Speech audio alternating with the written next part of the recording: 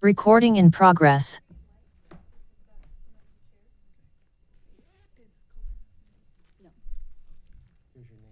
Great. Okay. Yeah, if we could update the, very good. Good evening, everyone.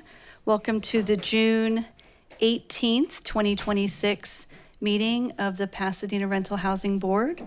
We'll go ahead and start with attendance. Board Member Bell. Here. Board Member Coer is absent. Board Member Dunlop. Here. Board Member Farmer. Present. Board Member Goyne. Here. Board Member Jackish. Here. Board Member Meserobian. Present. Board Member Naheda is absent. Board Member Wernberg. Here. Chair Henry. Present. Vice Chair Rodriguez is absent. Alternate Board Member Dreyer.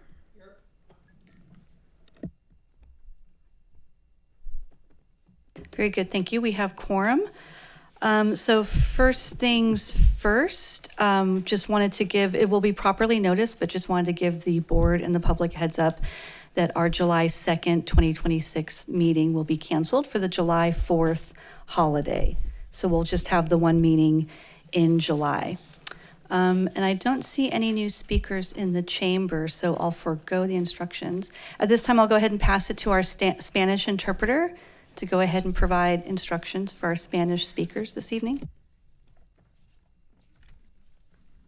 Good evening. If you would like to listen to the live interpretation of this meeting in Spanish, at the bottom right of your screen, you will see a globe icon. Click on it and select Spanish. If you're on a tablet or a smartphone, at the bottom of your screen, tap the three dots and select Interpretation and choose Spanish. Buenas noches. Si usted desea escuchar esta reunión en español, en su computadora, en la parte de abajo, en el lado derecho, encontrará un mundo. Haga clic y seleccione español. Si está en un tablet o celular, en la parte de abajo, hay 3 puntos. Haga clic y seleccione interpretación y elige español. Muchas gracias. Very good, thank you. This evening, we are without our Vice Chair, Vice Chair Rodriguez, and I wanted to ask our council if we can get a second in command, allowing all of us free and fair use of all facilities as the meeting goes on without a vote.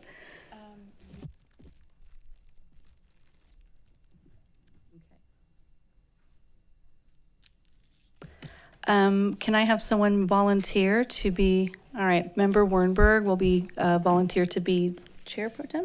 Is that it, Councilman? Okay. Chair Pro Tem, that just means that I can get up from the dais and do what I need to do during this meeting. And at that time, if and when that happens, Member Wernberg will be our temporary chair this evening. Thank you, Member Wernberg. All right. With that, I'll go ahead and start with public comment on matters not on the agenda. Okay, we have one public comment. It is from Dr. Gary Hampton Mott-Hotep.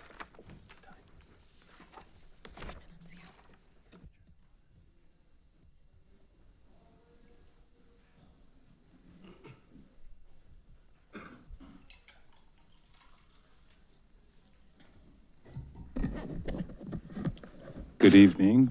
Public comment supported by my First Amendment right to freedom of speech. The following is my response to Ryan Bell and other board members meeting interruption outburst during my item 6 public comments at the very end of the June 4th, 2026 meeting. Ryan Bell, shut the fuck up. Ryan Bell, if you don't start no shit, there won't be no shit. I have told you that before. It's really that simple if you like clean and fresh words. The approval of minutes for the June 4th meeting must accurately document the interruption by Ryan Bell and other board members. My humble apology to anyone who takes offense to the use of my chosen First Amendment protected speech. It is my individual chosen way of protecting and ensuring that United States citizens' right to freedom of speech and expression is not infringed upon in I'm any way, sorry, shape, or Speaker. fashion. In this Desiree, can you pause his time for a moment? Speaker, we've paused your time. Just a note, your recording is extremely fast and it's going to give the interpreter, our Spanish language interpreter, an issue. We've paused your time.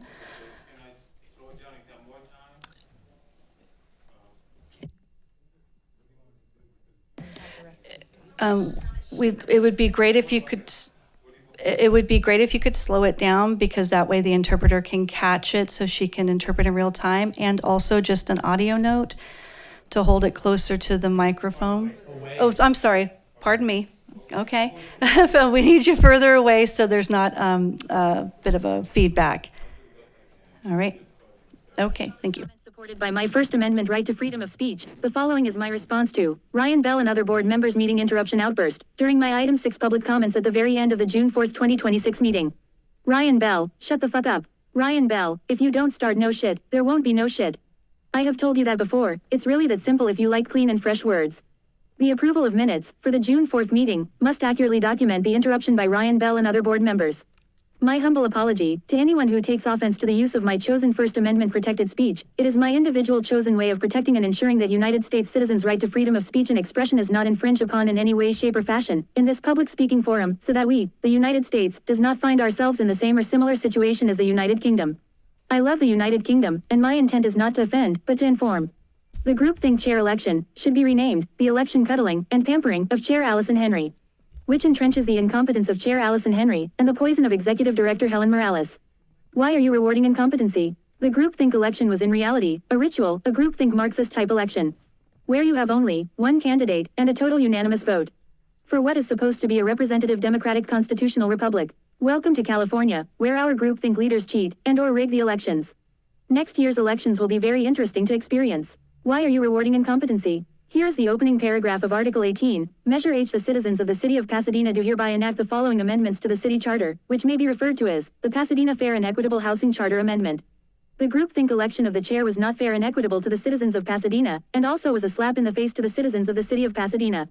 Appeals to Superior Court. All appeals to Superior Court should strongly attack the validity of the rules and regulations adopted by this housing board, which has included illegal members and an improperly hired executive director Helen Morales.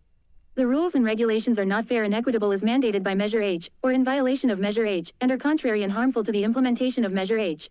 Approval of minutes. During the last meeting, there was a consensus that the compiling of the approval of minutes is a complete failure.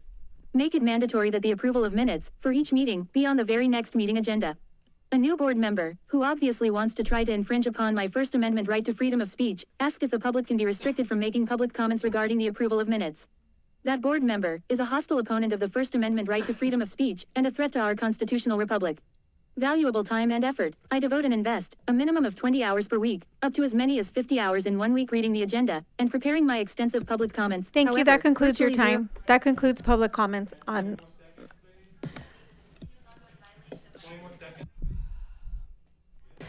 No, I'm sorry. We're going to get to the item 1.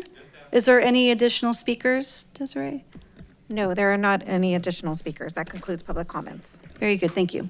At this time, we'll go ahead and go to the approval of minutes. Like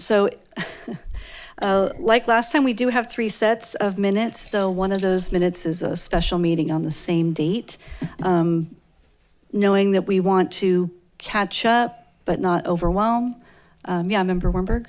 I just wanted to point out we should probably do them individually because I was absent for one, and I think Member Dreyer was absent, but I don't know if he was alternate on that day, if it matters. But anyway, I was gone for one of the meetings. That's fair. In fact, keeping with our new member practice as well. So we'll go ahead and pull them apart. We'll do April 2nd minutes for one motion and April 16th. And before we do that or go to public comment, does anyone have any additional thoughts, corrections, or concerns about the minutes from April 2nd, 2026 or the April 16th, 2026 minutes?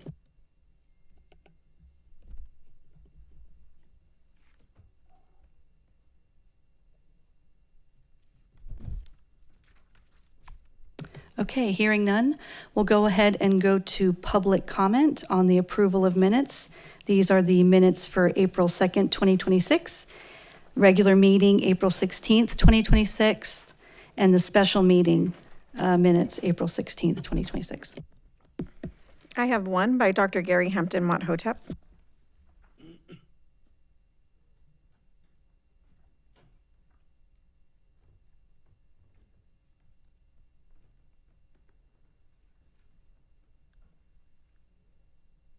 A little bit more time with it because the speed that I'm going with, I tried to slow it down a little bit. Item 1 again, we have an unusual 3 at one time, extremely shoddy and shabby, and very incomplete, and intentionally biased and slanted, approval of minutes for the dates of April 2nd, 2026, April 16th, 2026, and special meeting April 16th, 2026. Also, there has not been an executive director's report by Helen Morales in about the same 4-month time, or even longer. However, Executive Director Helen Morales is pushing for and proposing more unnecessary rules and regulations that have a catastrophic negative effect on residential property values, which are plummeting because of the improper implementation of Measure H, due to the 1,000 or so pages of unnecessary and harmful rules and regulations, which promotes totally unnecessary friction and heated hostilities between landlords and tenants. Also, just like the approval of minutes, this meeting agenda was extremely poorly assembled, and was very confusing in addition to many other mistakes and oversights throughout the entire agenda. Here's a given fact. Regarding the approval of minutes, the Pasadena Rental Housing Board has the ultimate discretion and power to control the content of what is recorded in the official record, and the comprehensiveness and completeness of the meeting for the approval of the minutes.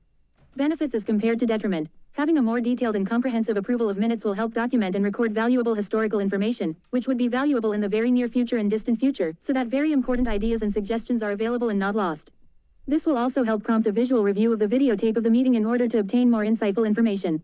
The Brown Act sets only the minimum requirement regarding the content of the approval of minutes. However, I'm going to give a persuasive argument to change from the minimum requirement to a much more comprehensive in-depth recording of the minutes, instead of settling for merely minimum and incomplete action minutes.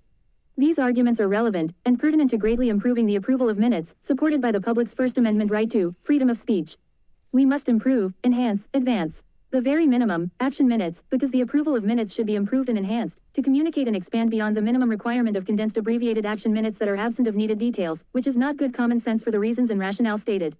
The approval of minutes is just one of many examples of failed leadership of the Pasadena Rental Housing Board and the Pasadena Rent Stabilization Department, which is the urgent and important reason there needs to be a change of leadership of both Chair Allison Henry and Executive Director Helen Morales. Standing committee needed. There should be one ongoing continuous standing committee for both the approval of minutes and the meeting agendas, which would be a very efficient and financially responsible method of composing and drafting both the approval of minutes and the meeting agendas. This will give the Rental Housing Board much greater power and control over both the approval of minutes and the meeting agendas. This allows for maximum transparency in the drafting of these important documents. With a greater number of people involved, the task of assembling both of these documents will not be as difficult as it is now, with the publication of incomplete minutes and incomplete meeting agendas, with many items not having any discussion information regarding many items. With the establishment of a standing committee, the approval of minutes can be improved in other ways, such as item number and name. The item number and the complete name or title of each item should be stated on the approval of minutes, which is currently not being done. Timestamps. It's also a good idea. Timestamps should also be indicated throughout approval of minutes, in order to facilitate easier and faster videotape review. The general public comments and my public comments are again missing from the minutes. The following public comments were made during all 3 of the April 2026 meetings, but are not included in the minutes. Fire, illegally Thank you. That hired, concludes your executive- time. That concludes public comments on item 1. Great, thank you. So last call for any corrections, updates, edits, etc. on the minutes. Like I said, we'll parcel them out, each a different motion. All right, hearing none, I'll go ahead and make a motion for the approval of April 2nd, 2026 minutes. I second. Great, thank you. We'll go ahead and do a roll call vote for the approval of minutes for April 2nd, 2026. Okay, Board Member Bell. Yes. Board Member Coer is absent. Board Member Dunlap. Yes. Board Member Farmer. Yes. Board Member Goin. Abstain, I wasn't on the board at that time. Board Member Jackish. Abstain. Board Member Meserobian. Aye. Board Member Naheda is absent. Board Member Wernberg. Abstain, I was absent. Chair Henry. Yes. And may we ask Board Member Farmer to correct her vote? I abstain. Thank you, Member Farmer. And alternate Board Member Dreyer. Yes. So it's 5. So does it still I'm not too sure how this works. That's with all right. the- No, it doesn't pass. No, it doesn't pass because we need 6 and some of our folks, which means we'll have to wait till Board Member Nahara shows up for 7 o'clock. Okay. This happens. Yeah, Member Bell. Is it standard procedure to abstain when you're not present for the vote on the minutes? I mean, The short answer is yes.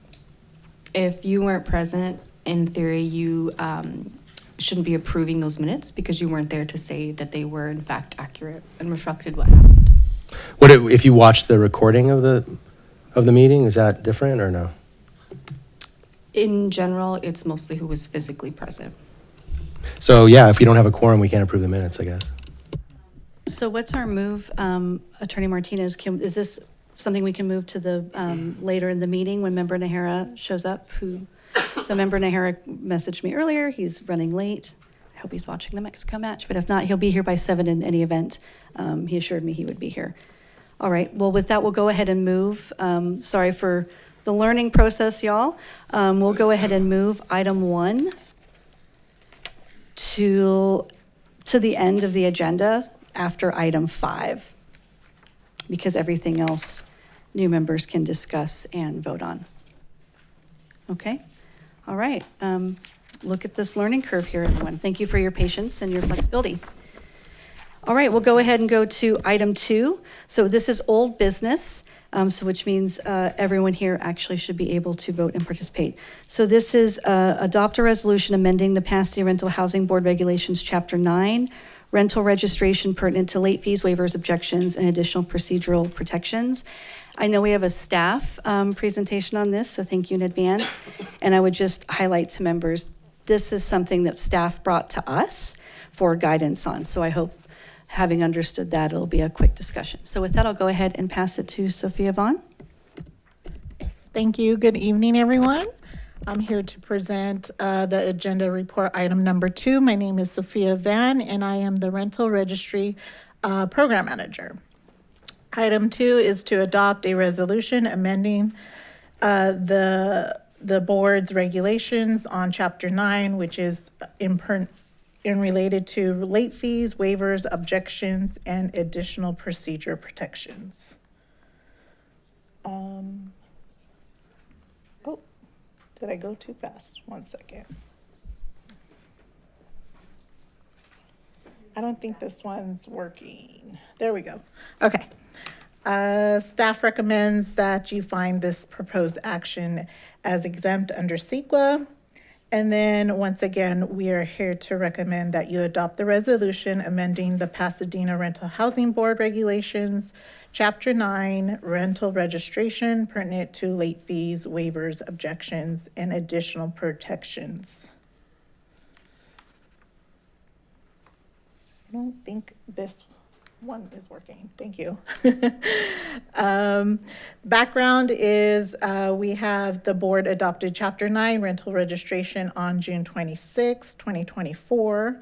On August 7th of 2025, the board adopted the resolution 2025-10, which recommended we schedule a tiered late fees after landlords are deemed delinquent. On April 2nd of 2026, staff presented to the board for the first time our initial compliance report and to consider these potential amendments on the regulations, Chapter 9, rental registration pertinent to late fees, waivers, objections, and additional procedural protections.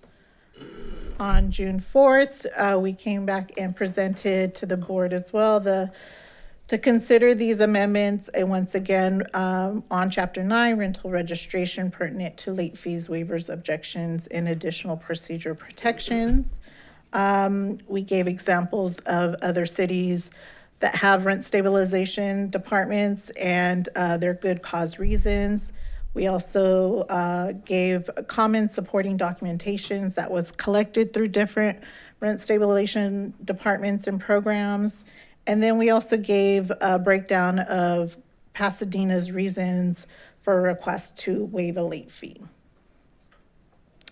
The board came back with feedback to make sure that we have clear and accessible waiver process, to develop a standardized waiver form, and then to avoid collecting sensitive medical information, and then return in future years to refine regulations as more data emerges. And then there was one mention of possibility of keeping appeals process available. And then we're going to skip this slide. Thank you. So staff recommends that we adopt this regulation, Chapter 9, rental registration, including the proposed provisions related to late fee waivers, objections, and associated procedural protections.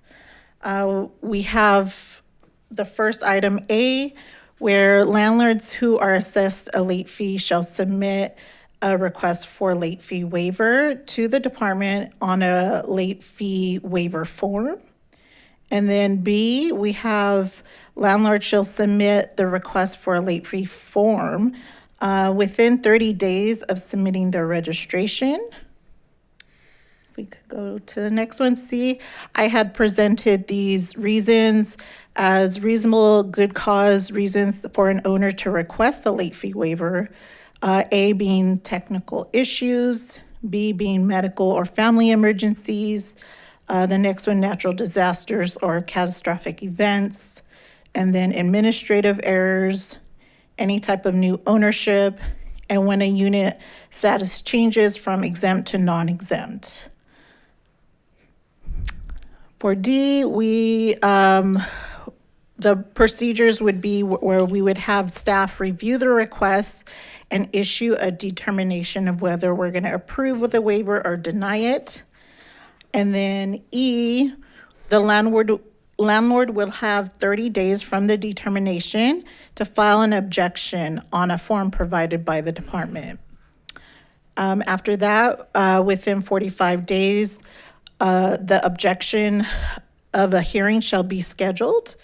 And then the very last procedure would be the hearing officer will issue a written decision without further right to request an appeal.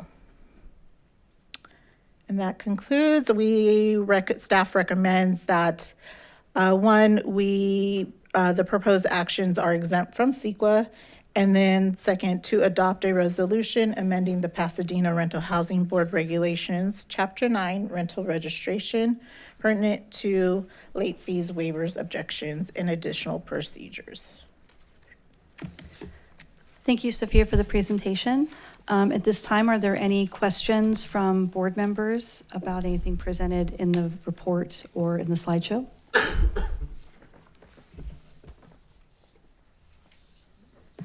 Seeing none, we'll go ahead and go to public comment. So this is item 2, adopt a resolution amending the Pasadena Rental Housing Board Regulations, Chapter 9, rental registration pertinent to late fees, waivers, objections, and additional procedural protections. We have one. It's by Dr. Gary Hampton Mott-Hotep.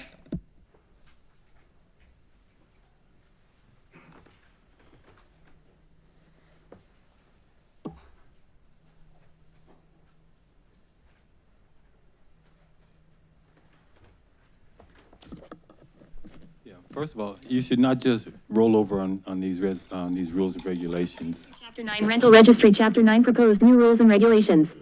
By arguing and advocating against these additional new rules and regulations, and by voting no on these proposed new rules and regulations, you will send a resounding signal to Executive Director Helen Morales to stop pushing forward with aggressive, unnecessary, confusing and hostile, and increasingly expensive to the citizens of Pasadena.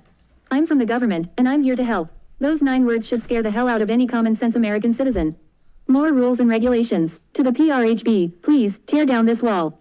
We are being overwhelmed with the content and complexity of this proposed addition to the rules and regulations. This is intentionally made to be much too unnecessarily lengthy and complex with the goal of creating problems and confusion for the landlords and tenants. Executive Director, Helen Morales is pushing for more 100% totally unnecessary rules and regulations, which now number approximately 1,000 pages, and is somewhere between 10 to 20 times the content of Measure H. Will some of you new board members please count all the pages of just rules and regulations, exclusive of Measure H, and report back to your fellow board members and the public as to how many total pages of rules and regulations currently exist? You will find that this task is not as easy and straightforward as it should be, and you will also start to grasp an understanding of the overcomplication that the implementation of Measure H has purposely been made to be overburdensome and confusing, including the incorporation of unnecessary and harsh criminal-type punishments. To the PRHB, please, tear down this wall. The following words can be applied to Executive Director Helen Morales. I'm from the government, and I'm here to help. Those 9 words should scare the hell out of any common-sense American citizen. More rules and regulations. To the PRHB, please, tear down this wall. We are being overwhelmed with the content and complexity of this proposed addition to the rules and regulations. This is intentionally made to be much too unnecessarily lengthy and complex with the goal of creating problems and confusion for the landlords and tenants. Executive Director Helen Morales is pushing for more 100% totally unnecessary rules and regulations, which now number approximately 1,000 pages and is somewhere between 10 to 20 times the content of Measure H. Will some of you new board members please count all the pages of just rules and regulations, exclusive of Measure H, and report back to your fellow board members and the public as to how many total pages of rules and regulations currently exist?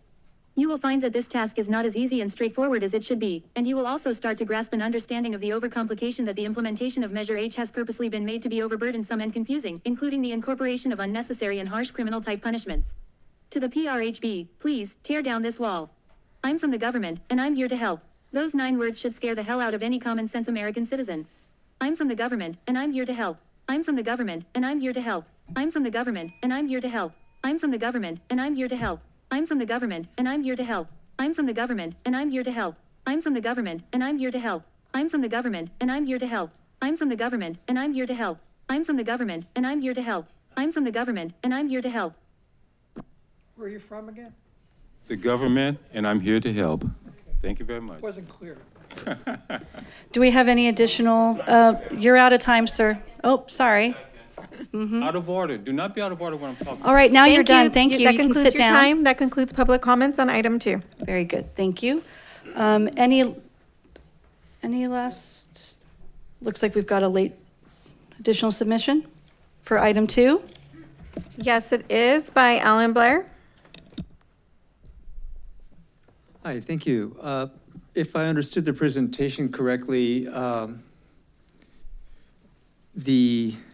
if someone for one of these reasons files to an exemption for the late fee, the process is set up to cause more labor than necessary.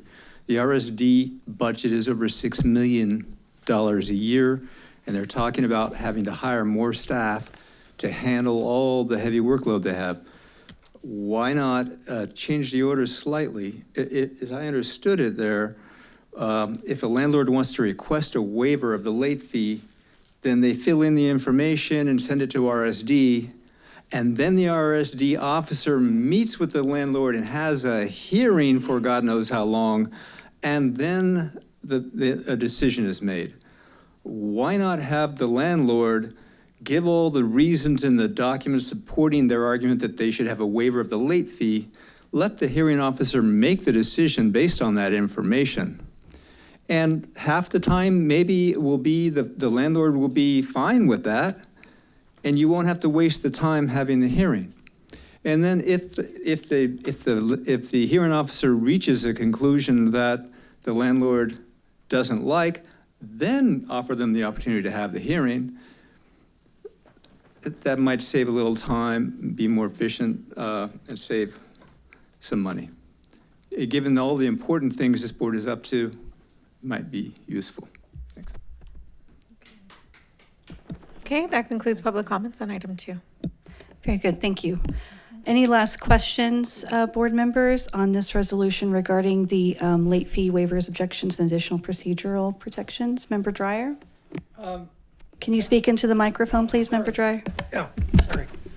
I'd like to hear the staff's response to Mr. Baer's comment. The slightly incorrect articulation of the process. Yeah, so Sophia, could you maybe do a quick, I mean, it was just the presentation, but I also don't want incorrect information being understood. So if you could just. Sure, no problem. So from what I understood is the procedures that they were concerned about when the owner requests for a late fee waiver, it's up to registry division to determine whether or not that falls within these types of good cause reasons that were hopefully, that we mentioned today in the meeting. So in order to do that, you kind of need to understand the registry process and the exemption reasons and kind of do your own research within that case to fully understand the case. So hearing officers are not really trained or knowledgeable on the registry system as much as our division is. So that's why it's better for our registry division staff to review the request first and make their determination. And then if the determination is a denial and the landlord still feels like, you know what, I don't think they really looked into the whole case, then they have that right to make that appeal. And that's where we bring in the hearing officer. You're welcome. Very good. Thank you, Sophia. Any additional questions from board members? Member Dreyer, did that clear that up for you? Yeah, that was good. Very good. Okay. Thank you. Any additional questions, discussion? Yep, Member Dunlap. Just as a clarification, does this require hiring additional staff, or this can be done by the current staff, correct? That's correct. We go by, the current staff can handle this. Okay, very good. Thank you. Thank you, Member Dunlap. Do I hear a motion to approve this resolution? I'll make a motion to approve the resolution as it was recommended by the staff. I second. Very good. Thank you. We'll go ahead and do a roll call vote. Okay, Board Member Bell. Yes. Board Member Coer is absent. Board Member Dunlop. Yes. Board Member Farmer. Abstain. Board Member Going. Yes. Board Member Jackish. Yes. Board Member Meserobian. Aye. Board Member Naheda is absent. Board Member Wernberg. Yes. Chair Henry. Yes. Vice Chair Rodriguez is absent. Alternate Board Member Dreyer. Yes. And- Motion passes. Sorry, sorry on the procedural. It looked like Member Farmer wanted to correct or update okay. her vote. I'm voting yes. Okay. Thank you, Member Farmer. It's all, learning's a process, right? Thank you. And we don't charge you per vote. So, yet. All right. Thank you, board members. Much appreciated, since, again, this was something brought to us by staff for the department to run more efficiently. All right. With that, we'll go ahead and go to item 3, so slightly new business, but this is something we do every year as part of the charter.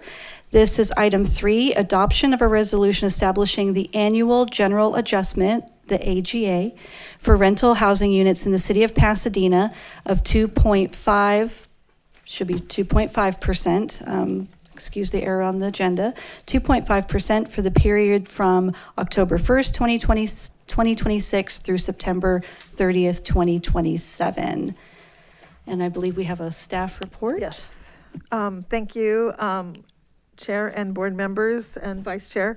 Helen Morales, Director of Rent Stabilization Department, and we're coming for the first time this year on this AGA, and we're coming actually a bit early to get this information out to everyone. I do want to make a statement at the beginning to state that it was written in the report as 2.55. It was corrected because it should have been rounded, so it was just a rounding error. We did correct that in the Pasadena Now as well, and their article was amended to reflect the 2.5%.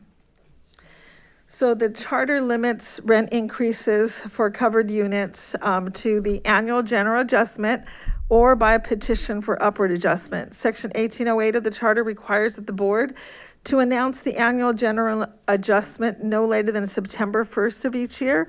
We're actually here early today bringing this forward, and this annual general adjustment will be effective of October 1st of this year. The annual general adjustment is the percentage which rent can be increased for existing tenancies in a covered rental unit. Those are those rental units subject to the rent stabilization. 1808A1 provides that the annual general adjustment shall be equal to 75% of the increase in the consumer price index. This is the all items consumer price index for Los Angeles, Riverside, and Orange County region, and it is offered and adopted by the U.S. Bureau of Labor Statistics, as reported and published, again, for the period ending, the 12-month period ending March of that current year. Here is the March 2026 adjustment, and it is the CPI index for the Los Angeles, Long Beach, Anaheim area is 3.4%. You will see we added the AGA calculation on the bottom, 3.4% times 75%, which is 2.5%. And this is the annual general adjustment as required shall be rounded to the nearest 0.25%. And I thank Ryan Bell on that correction. Thank you very much. And again, the reason why we're bringing this is asking the board to adopt a resolution establishing the annual general adjustment for the city of Pasadena for 2.5% for the period from October 1st, 2026 through September 30th, 2027. Bringing this forward early will allow us time to get social media out, information out by email to all landlords in a timely fashion. And I'm here if you have any further questions. Thank you, Director Morales. Yeah, and for the new members, there's like a time certain on when we want to release this information. And our landlord partners have helped us, with the reality check that needs to come out early enough for them to give at least 30 days notice to tenants. So thanking the department for bringing this up ahead of schedule, et cetera. All right, with that, I see Member Dunlap in the queue. Well, just a quick question, because the resolution shows 2.55 and everything, so is that all being corrected? So Yes, we're it voting will be on, amended. You're voting on 2.5%. And we can okay, amend the even though resolution. what's in front of us is not correct. Yes, we're fully aware. Thank you. Okay. Member Dreyer? This isn't directly with the resolution, but has to do with something that Dr. Morales just said about getting the word out in advance, which is great. Thank you for doing that. We've gone back and forth about how landlords do or don't have to identify the rent increase and make a record of it and send it to us. We decided we don't need them to do that. But I do think it would be useful, maybe we do this already and I'm just forgetting, to send a letter to the occupant of all the units that are being covered by this so that they'll know what the allowable rent increase is and they can judge for themselves.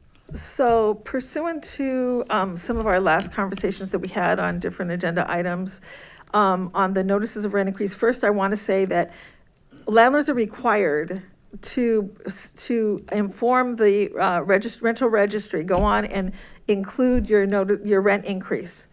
Now, you're only required to submit a notice of rent increase if it comes up in a discrepancy error and the department reaches out to you.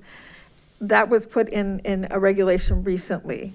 So, and landlords are required at any time they make an adjustment to rent increase to report that rent increase in the rental registry. So we collect that information. As far as a information to tenants, we are sending out a completely a large mailing that is going to be going out where we've been working on it. It's in final stages now, and that will be going out to every single unit that is a residential unit, subject to that we have records that has been registered, and we actually clearly, even if it's not registered, if it is part of our body of registered units that we have in the rental registry. So that will be going out, we hope, by the end of the month. That will have information on it concerning rent increases and informing them of the legal requirements and the amount of AGA. Great, thank you. Thank you, Member Dreyer. Any additional questions? Okay, we'll go ahead. Oh, Member Warnberg?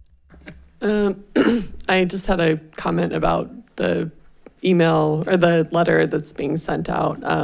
It would be nice to know about that ahead of time. And also, I think that if we are sending a mailing out and spending money on that, maybe if there's additional information or some notice on there that they can register their email address to receive an email in the future, then we could save money and not have to send out paper ones. So if we're sending a mailing out, maybe if there are any additional items we could add that would be more efficient and save money in the future. I think that's something that we should get suggestions on or maybe brainstorm a little bit. That's actually a very good idea. Multiple messages on one mailing, right? More huzzah for your buck. If there are additional thoughts here, I would welcome them. What's your deadline, Director, if we were to add anything in addition to the AGA on this outward So we can communication? add requests to be on a mailing list. We can add that on to the current item that we have, but we're trying to get it out by the end of this fiscal year for cost purposes. And so that was something I think that we spoke about. We were discussing sending a notice of rent reported by your landlord. So we were holding off on sending this notice, anticipating whether or not we were going to be doing that. And that was just recently decided by the board. And so, and as Board Member Bell brought up, we could send out notices at any time in the department. And so we are sending out that notice, but I do like that addition, so we can put that in there. All right. Any additional thoughts on that? Yeah, Member Ms. Robian. Do we also have a link or something to the portal? Yes, it's in there, and QR codes are in there as well. Okay, great. Thank you. Great. Member Bell? Yeah, I think that's a great idea to have tenants be alerted that there is a rent registry portal that they can also access as a part of the rent increase notice and all of that. Yeah, and then just again, thanks for doing that. I think a lot of people are going to perhaps find out that they have, rent stabilization for the first time. So that's really avoid confusion in the future. And I like the idea of adding the email request so that we can email folks more easily. It's easy to email the property owners because we have their email addresses from the registry. But if it's an opt-in and a voluntary thing and the tenants want to opt in, then that's great. We can send them more frequent information.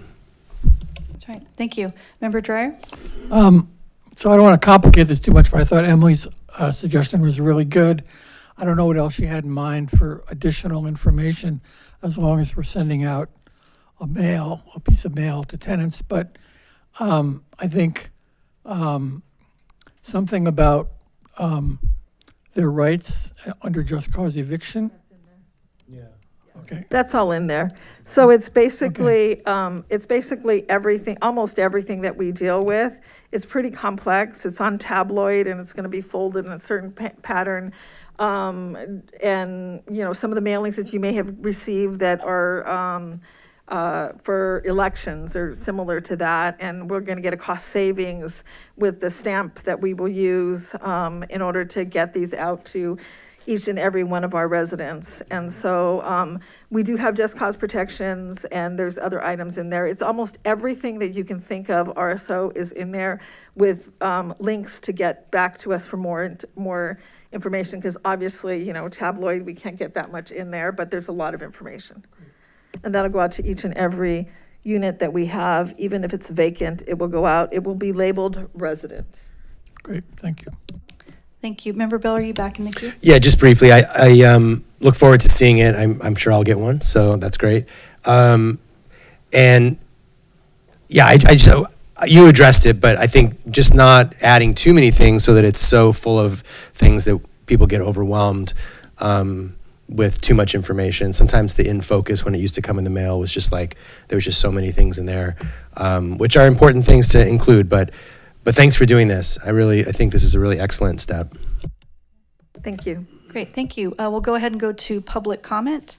So this is public comment on item 3, adoption of a resolution establishing the annual general adjustment, the AGA, for rental housing rents in the city of Pasadena of 2.5% for the period from October 1st, 2026 through September 30th, 2027. Okay, we have 3 public comments. The first one is Dr. Gary Hampton-Modhotep.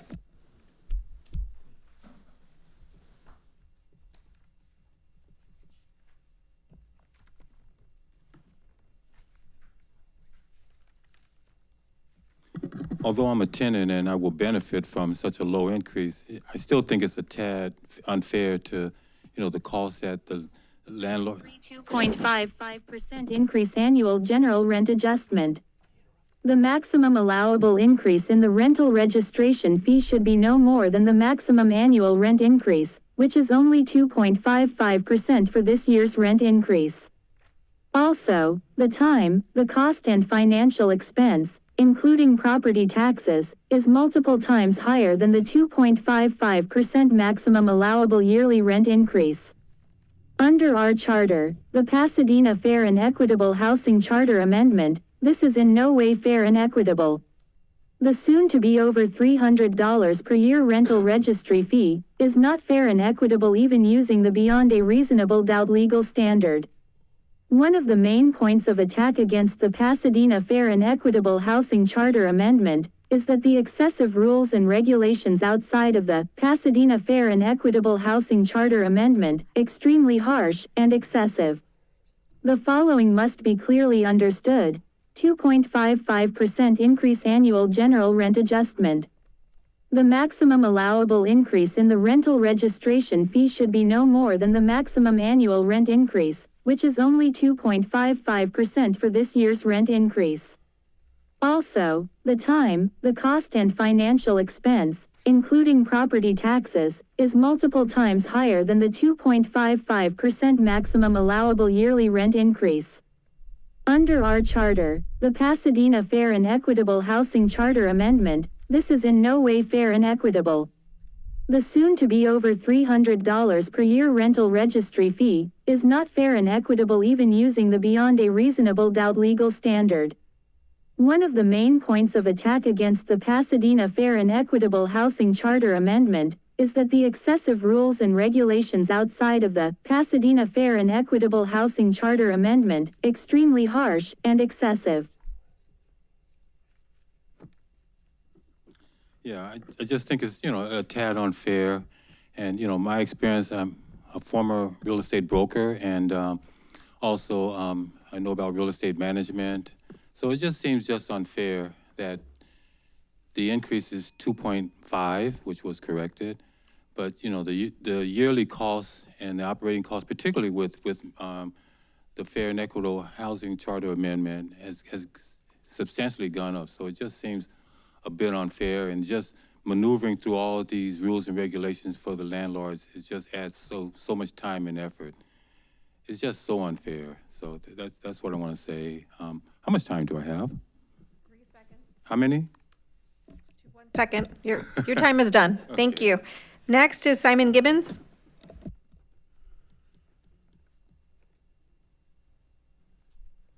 Thank you. I was looking forward to congratulating this body for publishing so early, but it turns out we're publishing the wrong numbers. We've all been talking about letters to be sent out, ways to penalize landlords, and we're all busily ignoring the fact that, yet again, the publication of information is being treated not at all seriously. There is a difference between 2.5 and 2.55. This is information that's supposed to be accessible to the public. There's only 5 people here tonight. Well, who knows, we might have showed up if they'd known that this is a different number. By voting for this change to the published agenda that was put out on Monday, that is still over there in the written version that is by the doors, this organization will yet again be in violation of the Brown Act. There is one way to deal with this. It is to acknowledge there was a mistake, to bring it back next time, and that will still give people enough time to accurately put the increases in place. But this is a failure of process. When Measure H was presented nearly 4 years ago as being about rent control, well, here we are. You have one job, and apparently you screwed it up. Publish it properly, get it right. Don't pretend that 2 numbers are the same as each other because it's convenient for you to ignore this failure, and bring it back in 2 weeks' time. Next is Ellen Baer.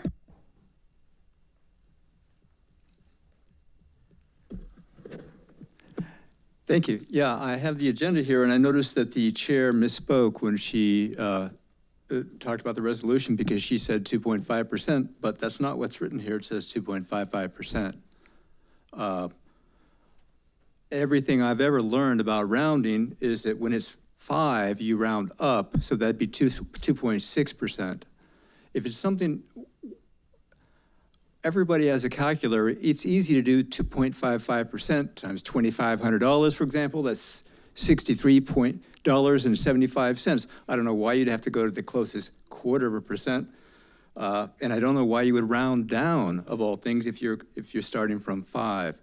It would be 2.6%. So one is, this has come very interesting rounding, and two, the chair said a number that's not the number that's in the minutes. So please explain this, please correct this, and let's try to get it right. Thank you. Okay, that concludes public comments on item 3.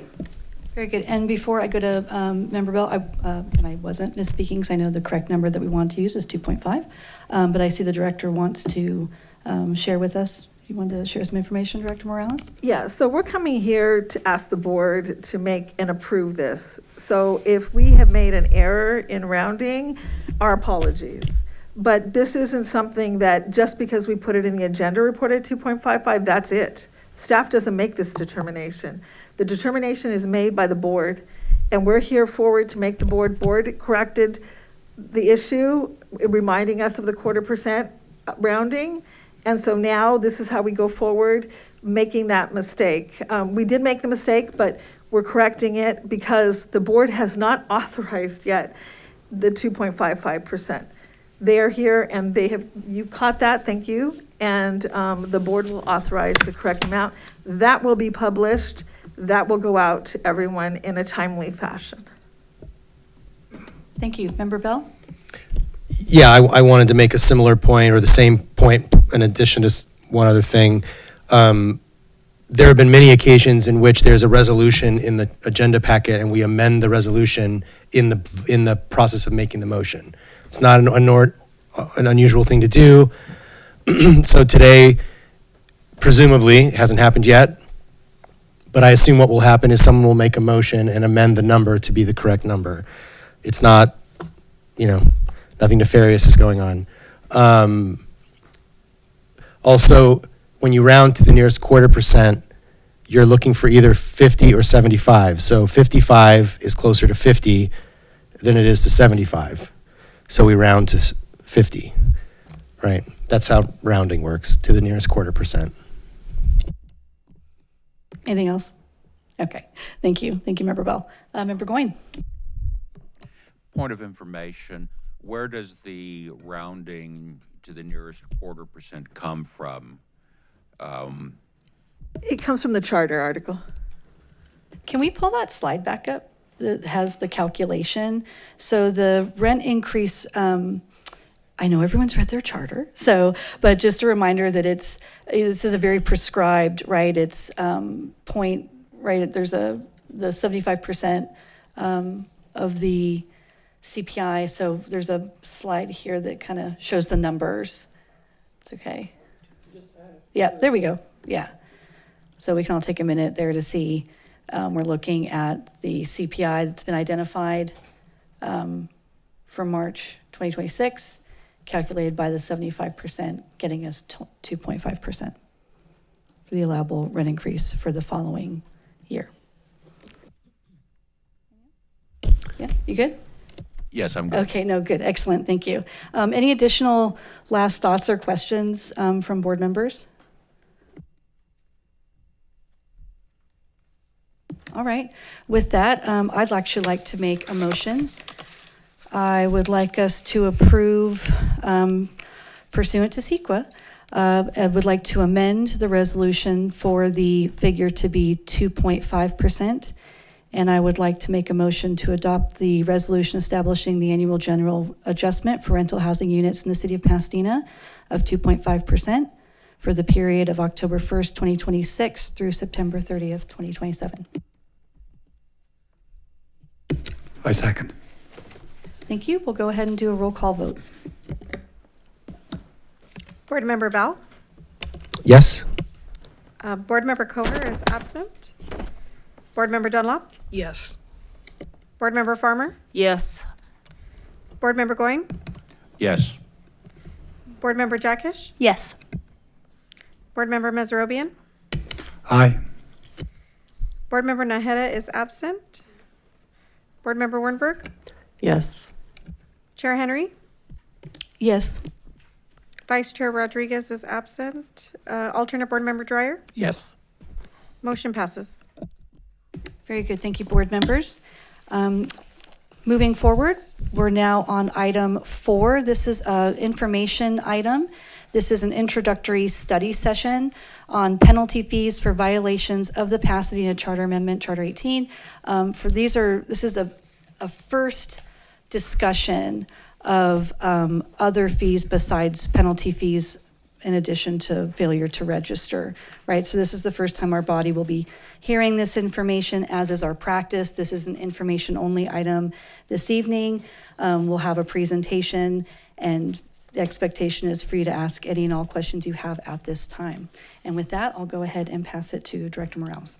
Thank you very much, Chair Henry. And so we are on, this is, as was explained, an introductory session on the penalty fees for violations of the Pasadena Charter Article 18.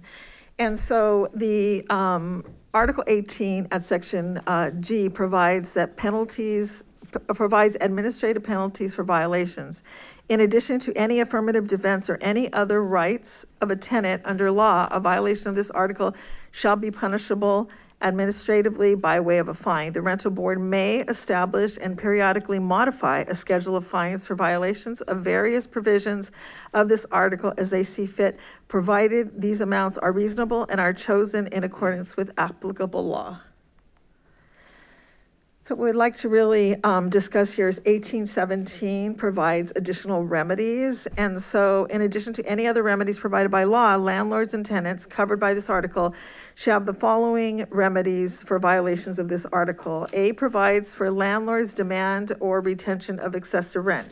When a landlord demands, accepts, receives, or retains any payment or payments in excess of the lawful rent pursuant to this article and the regulations promulgated thereunder, including in violation of the provisions ensuring compliance with habitability standards and maintenance of housing services, the tenant may file a petition pursuant to 1813 or file a civil suit against the landlord. A landlord who demands, accepts, receives, or retains any payment of rent in excess of the lawful rent shall be liable to the tenant in an amount by which the payment or payments have exceeded the lawful rent.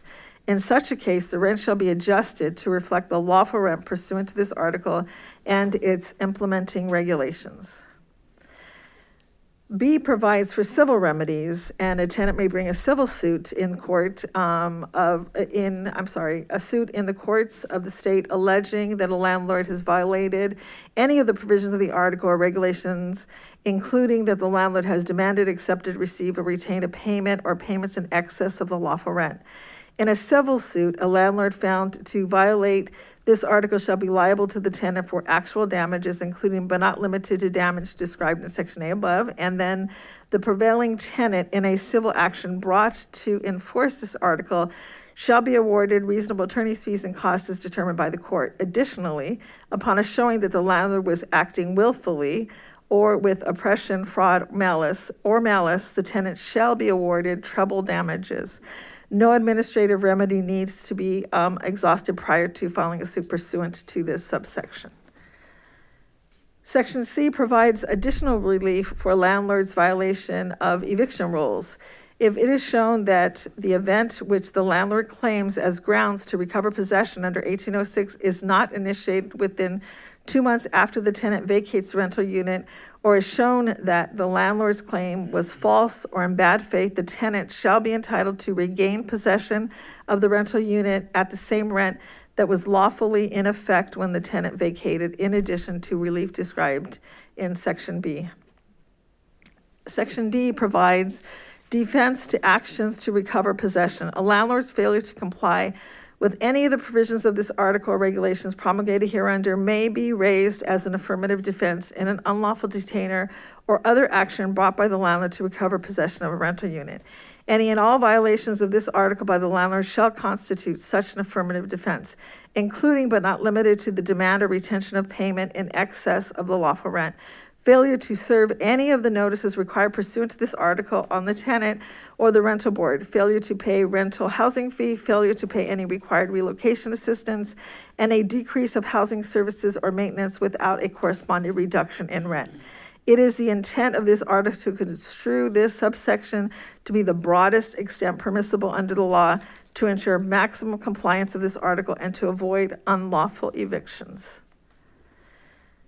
1817, Section E, I know this is getting long, but evictions protected for victims of domestic violence or sexual assault or stalking or abuse. It's very important. It shall be a defense to an action for possession of a unit under Section 1806A 3-4 if the trier of fact determines that, for one, the tenant or tenant's household member is a victim of an act or acts that constitute domestic violence or sexual assault or stalking or abuse, and B, that the notice to vacate is substantially based upon the act or acts constituting domestic violence or sexual assault or stalking or abuse against the tenant or tenant's household member, including but not limited to an action for possession based on complaints of noise, disturbances, or repeated presence of police. F provides that the rental board or city attorney enforcement action, if the tenant fails to bring a civil action or administrative action to enforce the tenant's right under this article, the rental board or the city attorney may bring such an action or settle claim on the tenant's behalf. If the rental board or city attorney brings such an action, the tenant shall be provided the right to opt in or opt out of the action. In the case of opting in, the tenant on whose behalf the rental board acted is barred from bringing a separate action against the landlord in regard to the same violation, and the rental board or city attorney shall be entitled to recuperate the costs it incurred for any monetary recovery from the landlord, with the remainder to go to the tenant against whom the violation has been committed. In the case of an opt-out, the tenant shall retain all rights relating to his or her right to a private action. The rental board or city attorney may take other such enforcement actions as necessary to ensure compliance with this article. And G provides administrative penalties for violations. In addition to any affirmative defense or any other right to a tenant under law, a violation of this article shall be punishable administratively by way of a fine. The rental board may establish and periodically modify a schedule of fines or violations for various provisions of this article as they see fit, provided these amounts are reasonable and are chosen in accordance with applicable law. H provides criminal penalties. In addition to administrative penalties, subsection G above, any person that violates this action may be prosecuted for a misdemeanor or an infraction in accordance with the Pasadena Municipal Code in the discretion of the city attorney or city prosecutor or their assistants. Remedies not exclusive. The remedies available in this article are not exclusive and may be used cumulatively with any other remedies in this article or other applicable law. The jurisdiction, the appropriate court in the jurisdiction in which the rental unit is located shall have jurisdiction over all actions brought under this article. Those are remedies. And what we have here is a list of other jurisdictions that have some types of citation process. So Los Angeles mirrors a citation process, and it's for any violation of RSO.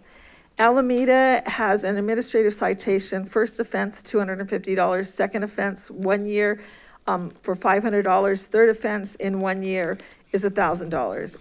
And these are any violations of the rent stabilization ordinance. The Beverly Hills Rent Stabilization Ordinance provides code enforcement penalty structure as well, with compliance order series of citations. The first offense is $100, the second offense is $200. Any violation of RSO and just cause, not complying with the hearing officer order, illegal rent increases, noticing periods, as well as improper no-fault evictions. Culver City is similar, with the first, second, and third citations being 100, 200, and 300 respectively. And again, this is any violations of the RSO.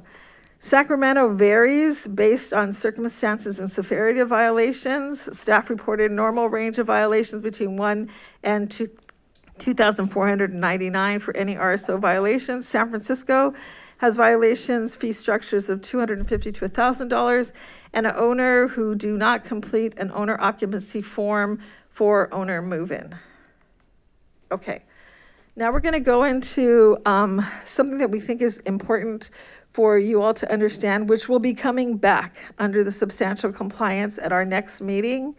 And this is the Petrus Act. So Civil Code Section 1947.7 is something you've been seeing in some of our appeal cases, and it was adopted in 1986 by State Senator Nicholas Petrus, authorized a bill to limit the penalties that rent control jurisdictions can impose for noncompliance with registration requirements unless the noncompliance was in bad faith.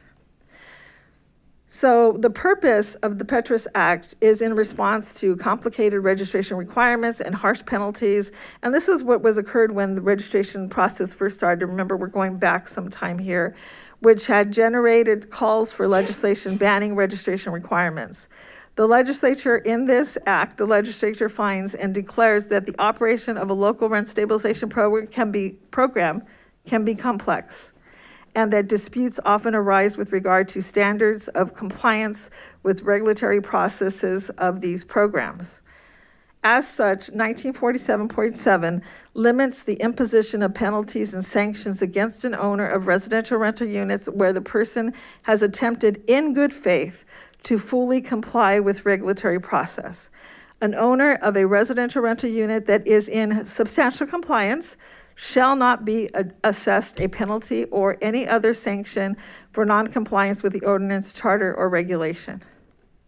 1947.7 further states that restitution to the tenant or recovery of the registration or filing fee due to the local agency shall be exclusive remedies which may be imposed against an owner of a residential rental unit who is in substantial compliance with the ordinance, charter, or regulation. Section B identifies what is substantial compliance. And substantial compliance is identified therein is, as used in the subdivision, means that the owner of a residential rental unit has made a good faith attempt to comply with the ordinance, charter, or regulations sufficient to reasonably carry out the intent and purpose of the ordinance, charter, or regulation, but is not in full compliance and has, after receiving notice of a deficiency from the local agency, cured the defect in a timely manner as reasonably determined by a local agency.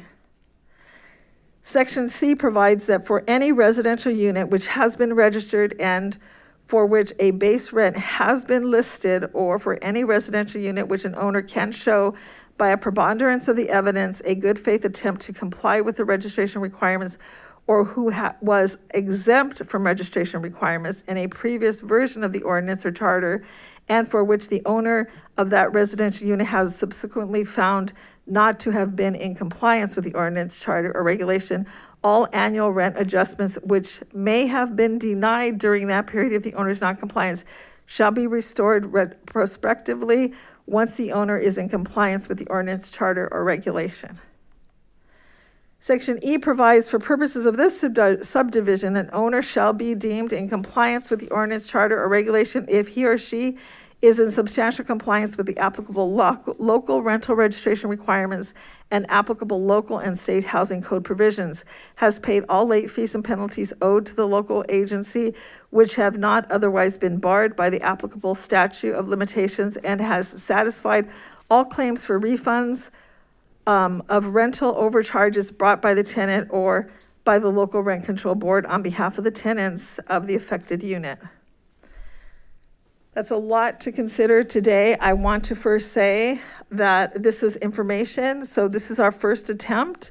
What we come here is to provide the board with the basis of discussions to consider, and in light of that, Petrus was something we needed to bring forward to explain any limitations that the board may have in imposing any fees.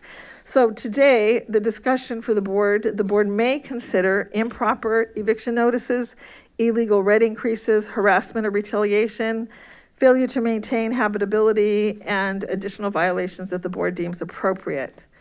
And so the report, again, is information, and we are here to listen to the board's discussion and then return as the board deems required. Thank you.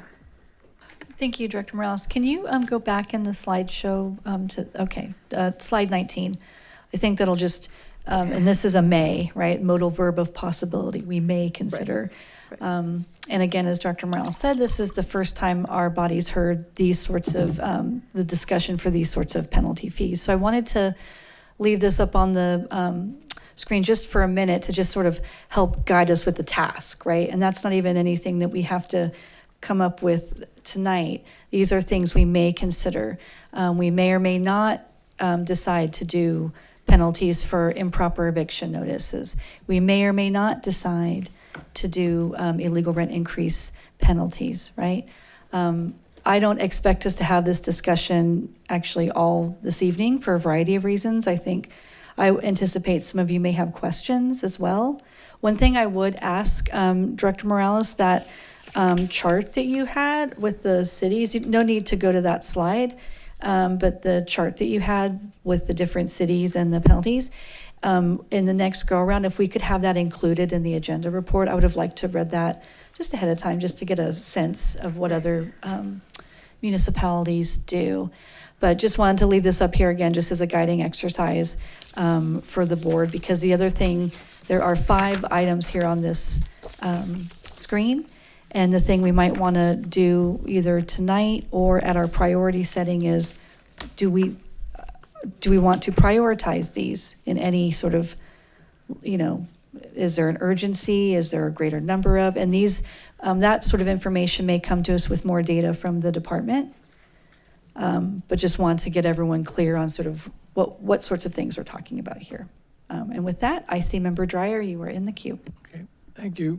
So I just want to point out that the Petrus bill was passed in, I think, 1986, before there was widespread use of computers. So that means it was, harder for landlords to go through the registration process and so forth, because it was probably mostly done on paper. And so I think a lot of the reasons for Petrus making the claim that this is complex and it puts obstacles in the way of landlords, it may still be true partly, but it's certainly not as true as it was back then. We have a pretty efficient computer system where people can register online and so forth. So having said that, I would like to see what the range of reasons and fines are, or fees are, in Santa Monica and West Hollywood. So if those could be added, that would be useful. And I don't remember, was Berkeley on there too? No, so Berkeley as well. So it seems to me there are 2 choices here on how to proceed. One is there's a straightforward fine or fine, I suppose, for certain kinds of failure to comply. And it means $100 or $200 the first time, $300 the second time. And the other is to do it based on the severity of the problem. I would hate to put our staff in the position of having to evaluate the severity of an improper eviction notice, the severity of an illegal rent increase, in order to sort of make us or make the landlord pay based on that, because I wouldn't say it's subjective, but it's kind of hard to get some of those things to feel objective. So I don't have an opinion yet about how much or how or whether it should be twice of the for the first problem and the second and the third violation, but I think it should all be based on a fine per violation rather than the severity of the problem. Thank you. Anything else? No, not Very good. right now. Yeah. Member Wernberg? So my question is, procedurally, Petrus doesn't necessarily govern us, or if we do something, if we enact something, it would supersede. Sorry, Member Dreyer, can you turn your microphone off? Oh, I think that's, someone's breathing heavy, and it's not me. All right, continue, Member Wernberg. So if we pass something, if we make amendments, it would supersede Petrus, or no? Or are we bound by Petrus? You would be bound by the state law. Okay, so no reinventing the wheel here. Got it. Thanks. And thank you for that clarification, right? All right, Member Bell. Yeah, so most of my questions are related to the Petrus Act. Are we doing that right now? Or did you say we're doing that at a future time? We are coming back. The board has asked that we come back on substantial compliance to make a definition. in substantial compliance from some of the appeals that have come forward. And so we're going to be bringing that back. So you'll get a second look at that then. But we thought it was important to introduce it here only for the basis of telling you that you may be constrained in some respects. Yeah, and I think actually the Petrus Act is the conversation. Like, you can't even have the other conversation until we grasp this. And to me, the real issue, as I mentioned 2 weeks ago, is the definition of substantial compliance includes after having received a notice of deficiency from the local agency. So, as an example, if there was a $50 fine for improperly filing an eviction notice against the tenant, or posting or serving an eviction notice, first of all, I don't know exactly what an eviction notice is. So that could be a 3-day notice, that could be an unlawful detainer, which is sort of out of our jurisdiction. So I think to be extra clear about what we mean by that, let's say it's a 3-day notice and they didn't file it with the department as they were supposed to. So I don't think we are in the practice of issuing, like, we wouldn't, if we don't get a 3-day notice delivered to the department, then we wouldn't know if we were supposed to get one, right? The only way we would know if there was a 3-day notice given to the tenant is if the landlord also sends it to the department. Unless the tenant says to the department, hey, I got a 3-day notice, did you get the copy? And then you look in your records and you say, no, we didn't. Then we would have to issue a notice to the landlord saying, by the way, we heard from your tenant that you gave them a 3-day notice. In order for that to be done properly, you have to send it to us as well within however many days the regulation says. Then, if they do it again, then they would be subject to the fine, right? So there are other cases like harassment, where harassment is a legal determination. And we are not going to make a legal determination for a tenant. Right? So if the tenant calls the counselor and says, my landlord is harassing me, and the counselor says, tell me more, and they begin to describe some activities. I won't speculate what those would be, but the tenant feels that they're harassment. I don't know what the counselor says at that point, but I know that we're not giving out legal advice to tenants other than to say, well, I don't know what. So I guess that, to me, that's the nub of the issue, is if the Petrus Act is the defining piece of legislation to say what substantial compliance is, then we need to look carefully at what we are doing to notify landlords that we think are out of compliance. Maybe we can even say you may be out of compliance. According to what your tenant has told us, you might be out of compliance. We don't know, because we're not investigators and we're not going to make a determination about it. I don't know if does that count as a notice from the agency or not? So those are the kinds of questions I think we have to kind of figure out. Because I agree substantially with the Petrus Act. I don't think we should be going around slapping fines on people who are trying their best and just didn't quite get it right. They've never had to do this before and now they do, and it's like, what do I do? It's more the people, and I talk to these folks almost daily, sometimes at least weekly, in this jurisdiction and in other jurisdictions, who, for example, have gotten monthly 3-day notices, for things that they think are not appropriate. It's a pattern of behavior on the part of the landlord that the tenant objects to, right? And I don't know what we're prepared to say or do about that type of behavior in order to even reach the point where a fine would be appropriate. So I think we have to address that Petrus issue pretty thoroughly. Anything else? Thank you. All right. Member Goyne? Sort of following up on what Member Bell said, I think we need to be very specific in what is compliance and what is not compliance, and make a genuine effort to get that information out to the landlords. not only because that's the fair thing to do, but I think that will be our defense if someone is accusing us of not complying with Petrus.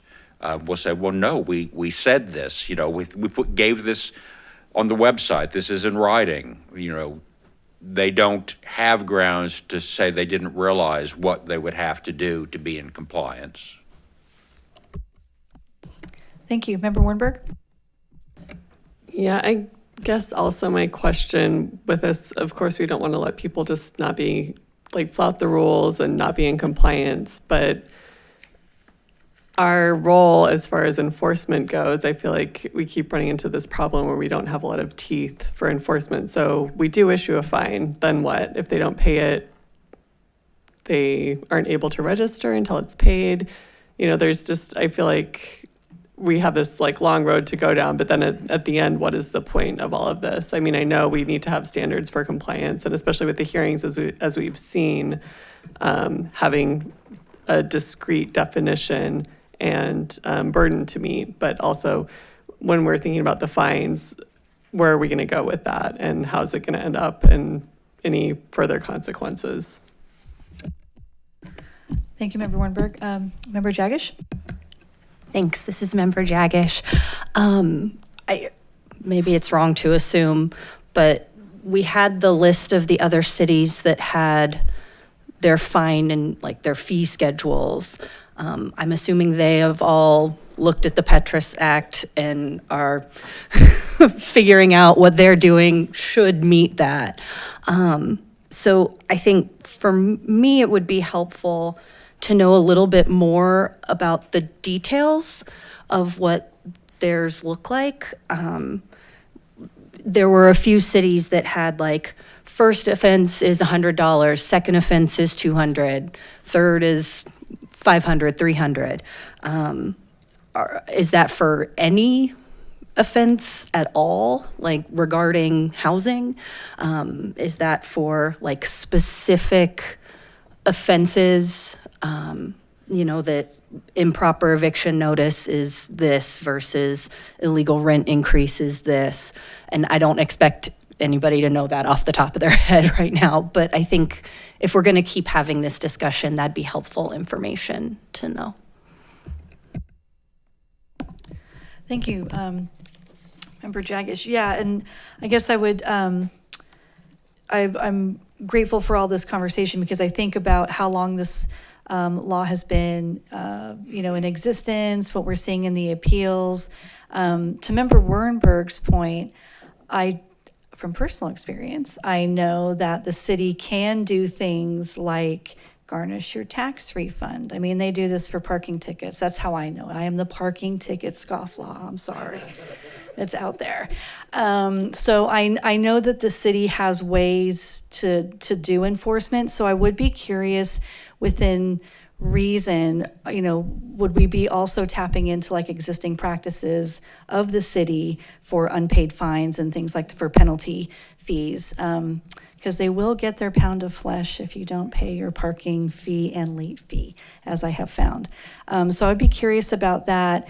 And I just keep coming back to the tussle we have with substantial compliance around the rent rollbacks. Because we're still seeing in some of the housing, some of the reports that we see from the department that the people are still getting their rent rollback, and this is years on, and so it's a sting for the landlord because it's almost 5 years worth of rent rollback. And then as we've seen in the appeals, if you've incorrectly pegged the base rent, any additional or following rent increase is not going to be correct either. So I'd really be, and the cost challenge for us, right, is sort of, we don't know what we don't know. We know the violations if people have come to us. It's difficult for us not to know the violations if tenants haven't come to us. So I recognize that struggle, but I would be curious to know, because the thing that weighs on my mind right now, all of the things are important, but I just think about how much in time we've progressed and some of these rent rollbacks that still haven't happened. And it's not just for the tenant, it's actually also for the landlord, because some of these amounts are they're nothing to sneeze at, right? So I would be curious how we could make those things align, and then making sure, what outward communications can we do so that we don't still have like 40% of people not getting their rent roll back, right?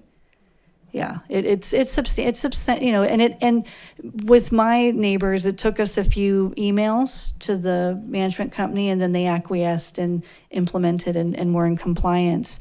And that was like a year and a half after, and it was very noticeable. So I just think about the larger amounts of time. So that's my little rant. I don't see anyone else in the queue. Member Dreyer, you're out of the queue, right? You just haven't removed yourself. All right. Any additional questions from the board before we take public comment?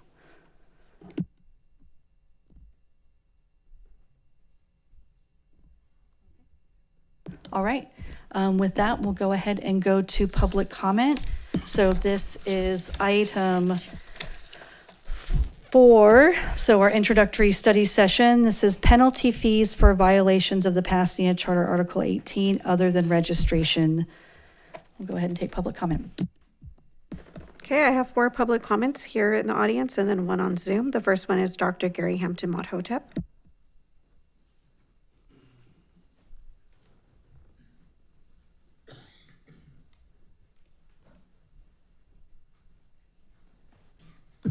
The 2.55 mistake that you made is related to fines, and I'll elaborate on that more in just a second as to why that's going to be a problem. Very harsh, unfair. Marxist police state type of penalty fees not related to registration are not fair and equitable to the citizens of Pasadena and should be argued against by all board members.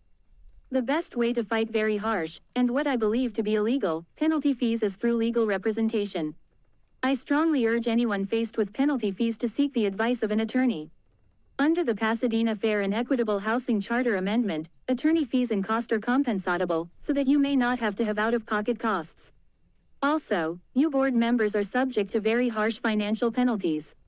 You better protect yourself.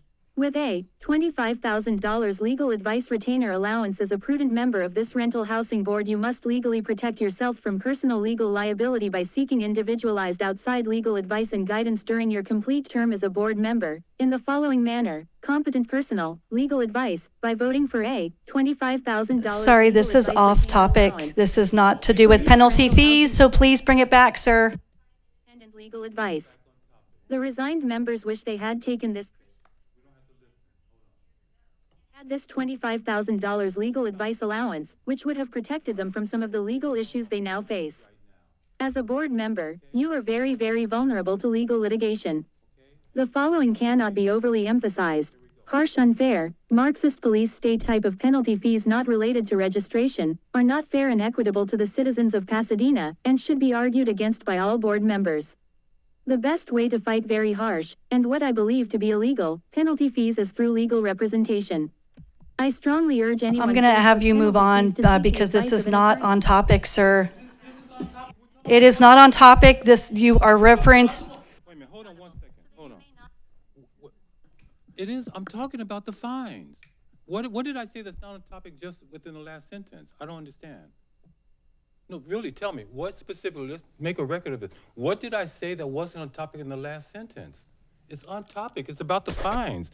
The other thing about the legal representation, that's also about the fines. You had a little bit stronger argument there, but we're talking about fines here. Okay? Are you going to tell me what I said? I'm waiting. You're not going to tell me. That's fucked up. Okay? That's really fucked up. Okay. The 2.5 is related to fines also. The landlords who see the 2.5 are... Hold on 1 second.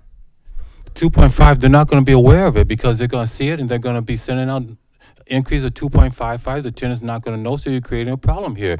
All this shit is related. That's fucked up what you did to me. You just fucked up my whole comments there, Allison Henry. You just fucked up things. I was on point. That concludes your time. Next is Simon Gibbons.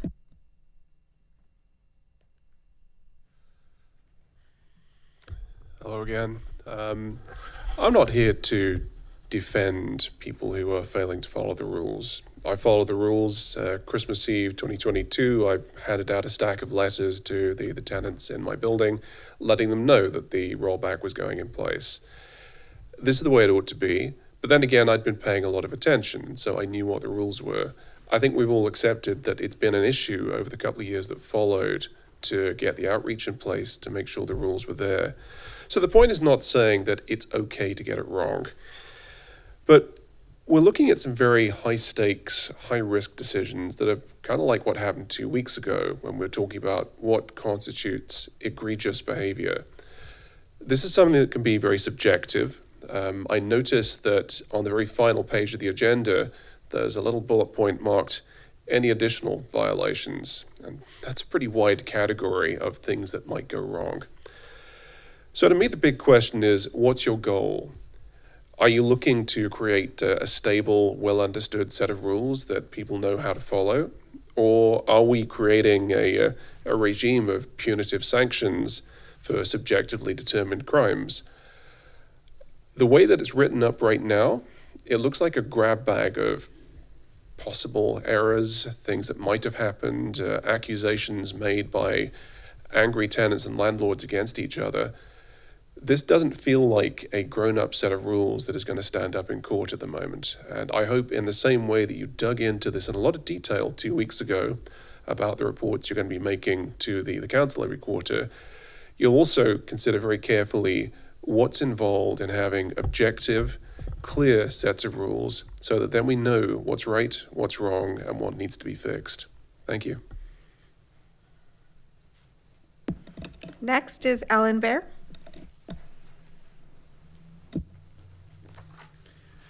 Hi. Interesting problem. As you were developing these rules, some things that struck me for the Fair and Equitable Housing Board and the Fair and Equitable Rent Stabilization Department. For instance, when you're looking at failure to maintain habitability, one of my challenges as a landlord is getting my tenants to tell me when something's not working right so that I can fix it for them and keep the place in the way that I would like to have it be for them. And for instance, one time I had tenants, the place was perfectly clean when they moved in, everything's just right. And I went in when they, and their toilet was completely black and had like more than 1/8 inch of calcium buildup because they never cleaned it. And some tenants would never clean the shower, and things happen when things don't get cleaned. So I don't know how you worked it in. I'm glad it's not my job, but I hope that there's some consideration of what, that a person living in a place does have a certain responsibility to clean. Like I can't go in and clean for them. So just that sort of thing. If a tenant doesn't tell me about a leak, that's a problem. I want to fix it, but I need to know. Luckily, I've never had this problem, but suppose a tenant doesn't let a landlord in to do a repair. Well, come on, in a real world, you got to do a repair, and plumbers only work during the day. If it's 50 or 100% after hours charge, and somebody wants it repaired at night, that's not reasonable, and it's not fair, and it's not equitable. On harassment and retaliation was another place where I had a thought. Luckily, I've only one time felt like I've been harassed where we had a tenant playing his music real loud, real late at night. What are you going to do? I understand in the tenants union, the idea is that landlords are always harassing tenants because they have power and everything, but consider the possibility that there could be tenants or tenants union members, ideologically motivated, anyone who could perhaps harass a landlord. And so if it's fair and equitable, then it shouldn't be fair for tenants to harass landlords either. So I hope you just consider the both ways on things like that. Thank you. Next is Dennis Gibbia. Good evening. I'm not sure I'm reading this correctly, so if I'm not, just tell me I'm stupid. That's fine. Under remedies, under section 1817, if you go to E subsection capital B, it talks about eviction protections for victims of domestic or sexual assault. And it says, including but not limited to an action for possession based on complaints of noise, disturbances, or repeated presence of police. I understand that the tenants that are victims should have those rights, but what about the other tenants that are living in the building? Do they want constant police activity there? Do they want constant noise? They should have some rights too, so I think you need to address that issue, if I'm reading this correctly.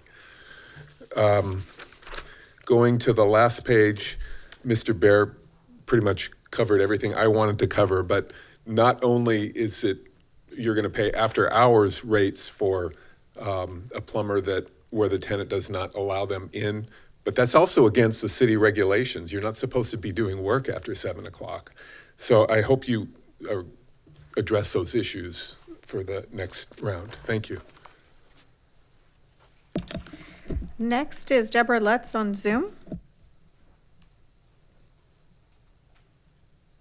Thank you. Regarding the fines, near the end of the board discussion, Chairperson Henry mentioned the rent rollbacks. And I had a particular situation this week where a property owner reached out to me asking for assistance in drafting a letter to a tenant to do a rent rollback. I instructed them to check on the Rent Stabilization Department website that there were surely forms there. He couldn't find them. I then looked.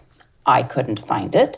I then called the Rent Stabilization Department, and the rent counselor and I came to the conclusion that the only form available was a tenant request for a rent rollback. There does not seem to exist a form that a housing provider can utilize to issue a rent rollback. And something like this, if it's done improperly, could possibly constitute being out of compliance and then also mess up future rent increases. So as you're discussing these types of penalties and such, I think making sure that forms are available so that if you're trying to enforce a regulation, that it is fair and equitable to provide those forms to not only to the tenants, but also the housing providers. So if somebody could look into that, I would appreciate it. Okay, that concludes public comments on item 4. Great, thank you, and thank you to our commenters. There's actually some good ideas from some of the housing providers on what to consider the next time this comes to us, as well as resources available. So with that, if there's no other questions from board members, we'll go ahead and go to item 5, which is the rental registration ad hoc committee report back. And if I can ask before we do that, I was remiss in forgetting to introduce, we have a new department member in the rent stabilization department. If you'd like to, yes, go to the podium and introduce yourself. We're very excited to have you.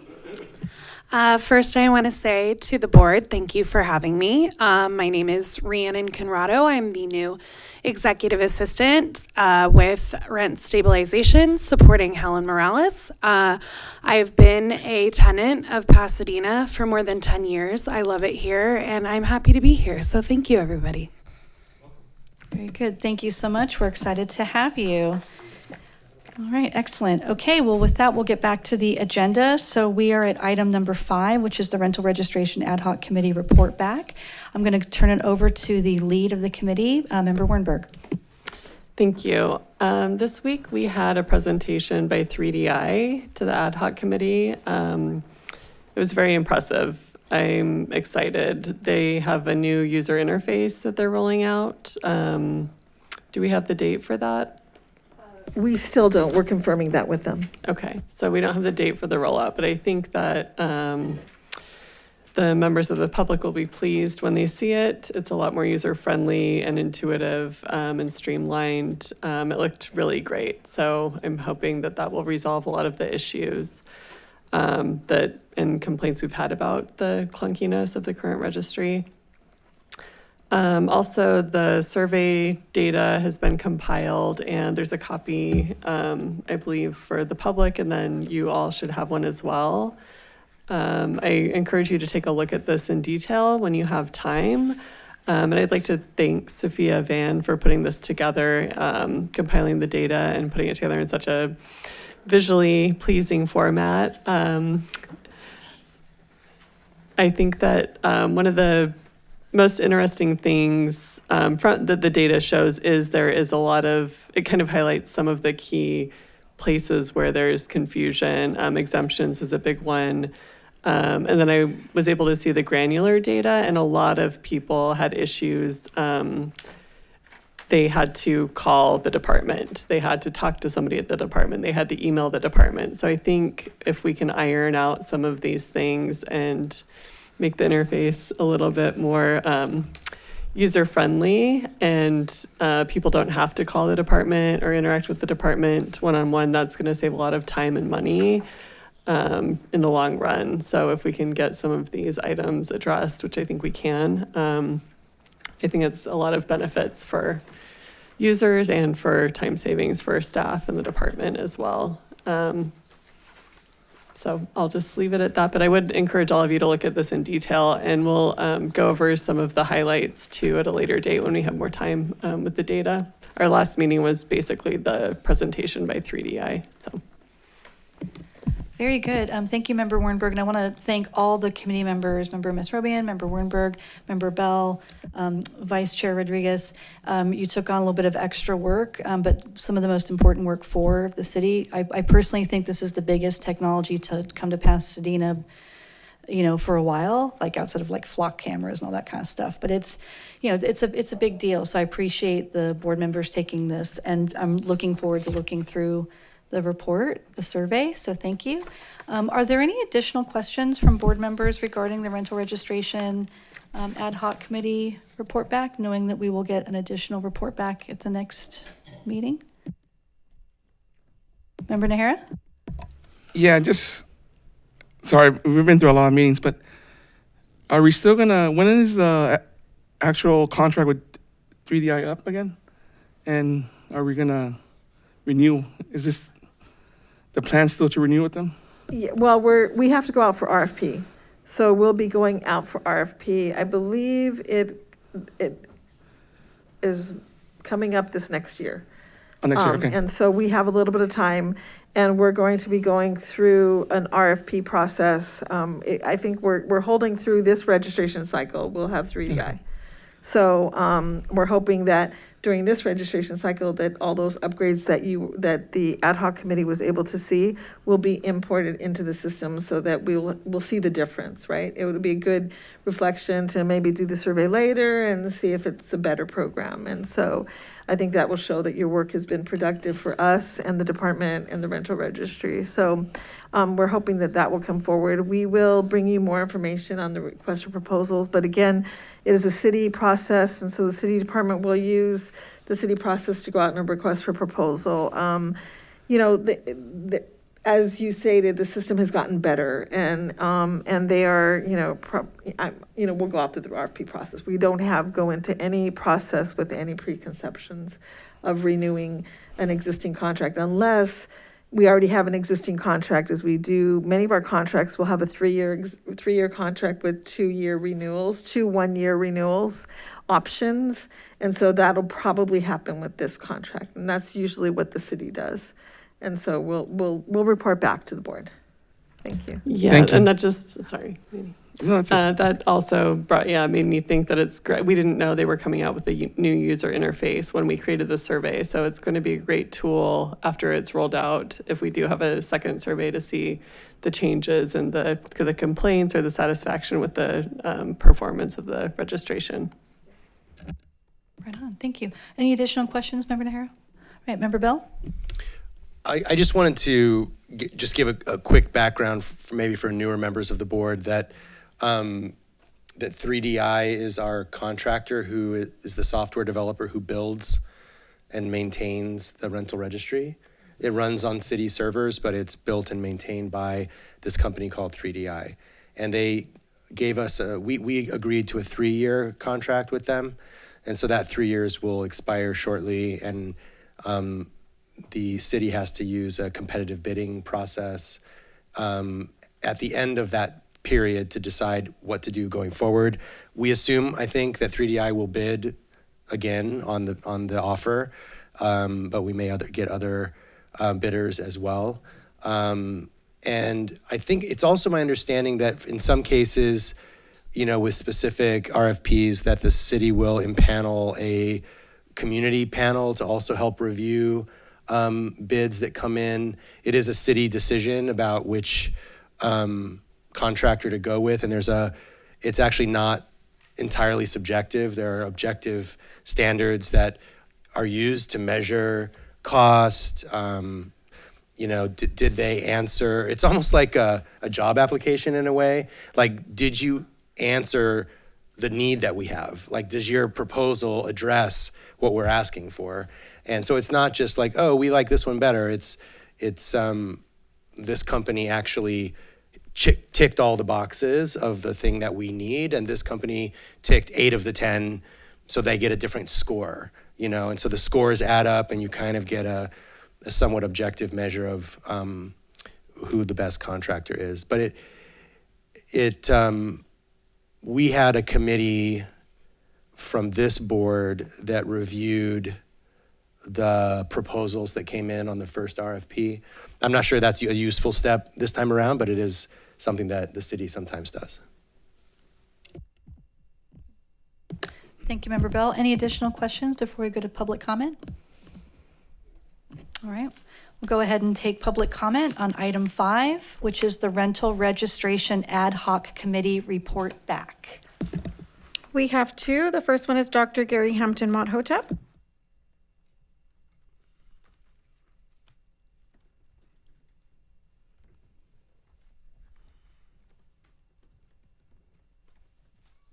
Real quick, 3DI should not be at the ad hoc committee meetings. That is a Brown Act violation. If the public can't be at those meetings, 3DI cannot be there. That is a Brown Act violation. So somebody look that up. Ad hoc committee for the rent registration.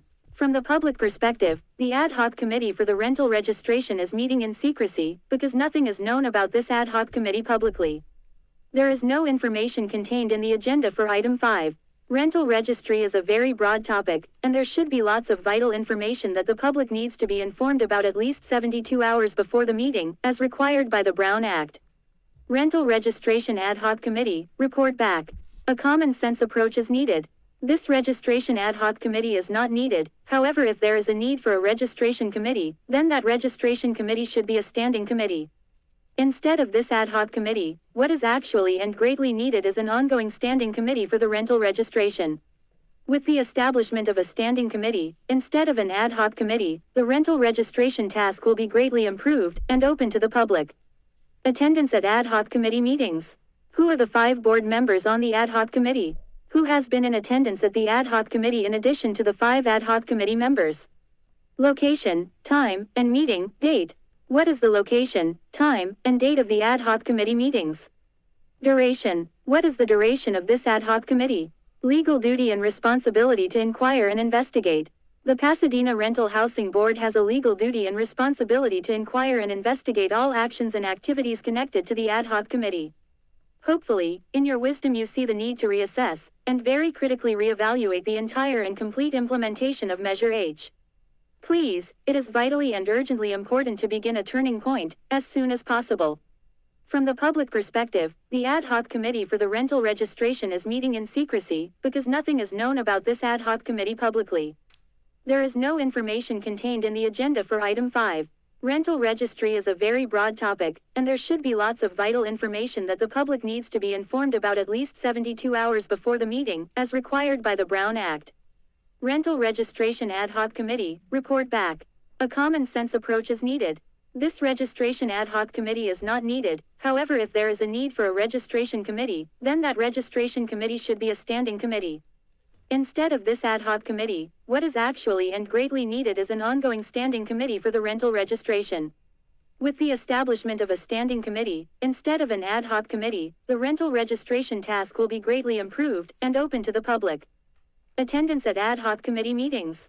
Who are the 5 board members on the ad hoc committee? Attendance at the ad hoc committee. This is not a standing committee. 3DI should not be there. The public needs to research that. That is a Brown Act violation. There's several Brown Act violations ongoing with this board here. Some of you guys are going to go to jail, hopefully. Thank you. That concludes your time. Next is Simon Gibbons.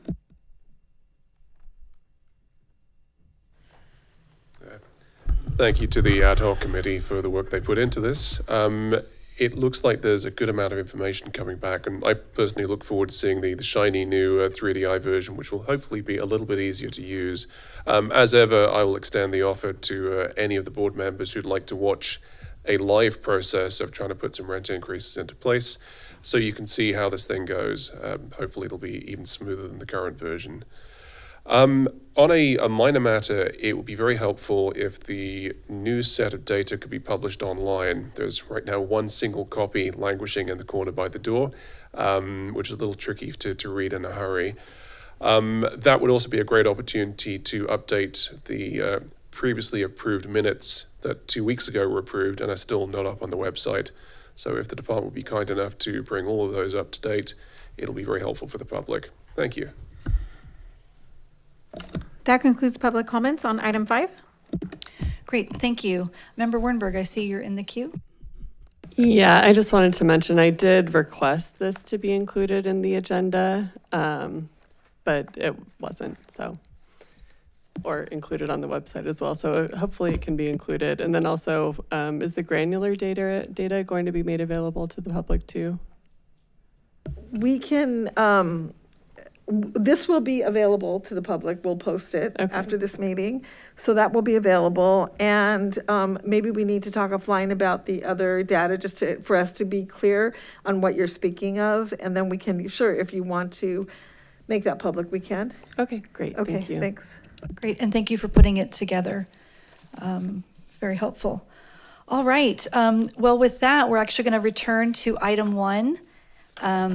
Earlier in this evening, Member Nahara, we didn't have quorum for folks to, enough folks. Yes, we've been waiting for you all evening to pass these minutes. We've been waiting for you anyway. You're one of us, right? So taking now item 1, and the request was to take the two different sets, the two dates as different motions. So we'll start with the April 2nd, 2026 minutes. I'd like to make a motion for approval of the minutes for April 2nd, 2026. Second? Can we do a roll call vote, please? Okay, Board Member Bell. Yes. Board Member Coer is absent. Board Member Dunlop. Yes. Board Member Farmer. Abstain. Board Member Goyne. Abstain. Board Member Jackish. Abstain. Board Member Meserobian. Aye. Board Member Naheda. Yes. Board Member Wernberg. Abstain, I was absent. Chair Henry. Yes. Vice Chair Rodriguez is absent. And alternate Board Member Dreyer. Yes.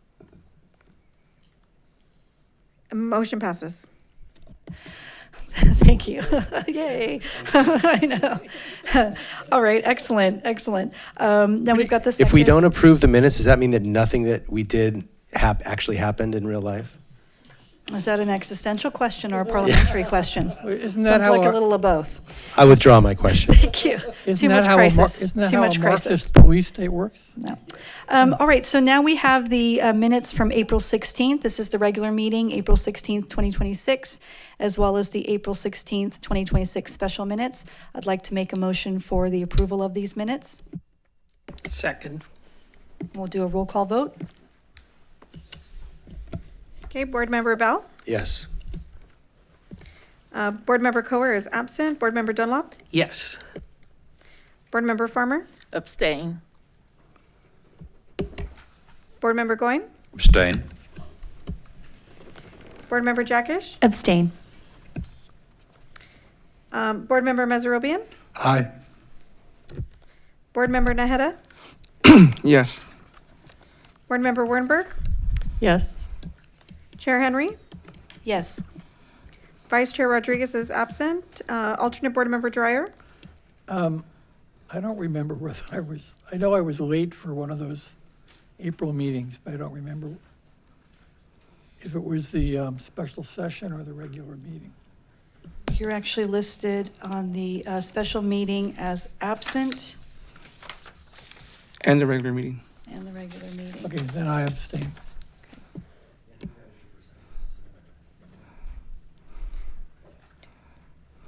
Motion passes.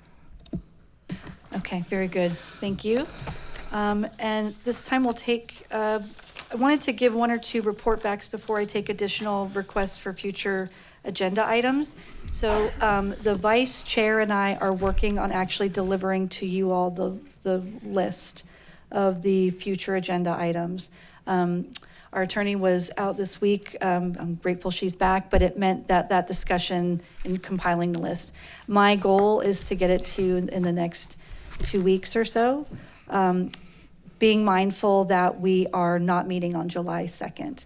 But I wanted to make sure you all know that we're working on this, and we're also making our way through, actually, a lot of the things that we've had as requests.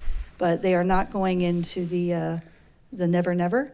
They are being compiled on our list, and we're also going to bring that back with our priority setting. So I think that'll be a really interesting way for us to see what have we gotten through, what do we still need to get through, and what have we not even talked about that we'll need to get through. All right, so with that, are there any additional requests from board members for future agenda items or any additional brief report back? Member Bell? Yeah, two things. One, I know that staff have been incredibly busy and we've been working through a lot of regulations, but I really miss the department report, which gave us a chance to look at like the hearings that are in process and where they are in the process and registration totals and all of that we do. We have been doing monthly. And I have no doubt that all of that is proceeding apace, and just, I'm sure it's fine. But yeah, I'm just kind of curious. I know someone mentioned to me that there's an upward adjustment petition. And anyway, I'd just be curious to know where those things stand. And then I had asked the vice chair at some point in the past, something that's come up before about having an ad hoc committee to do a feedback to the department director. After it's been about two and a half years, and it hasn't come up on the agenda yet, so I just wanted to mention it here.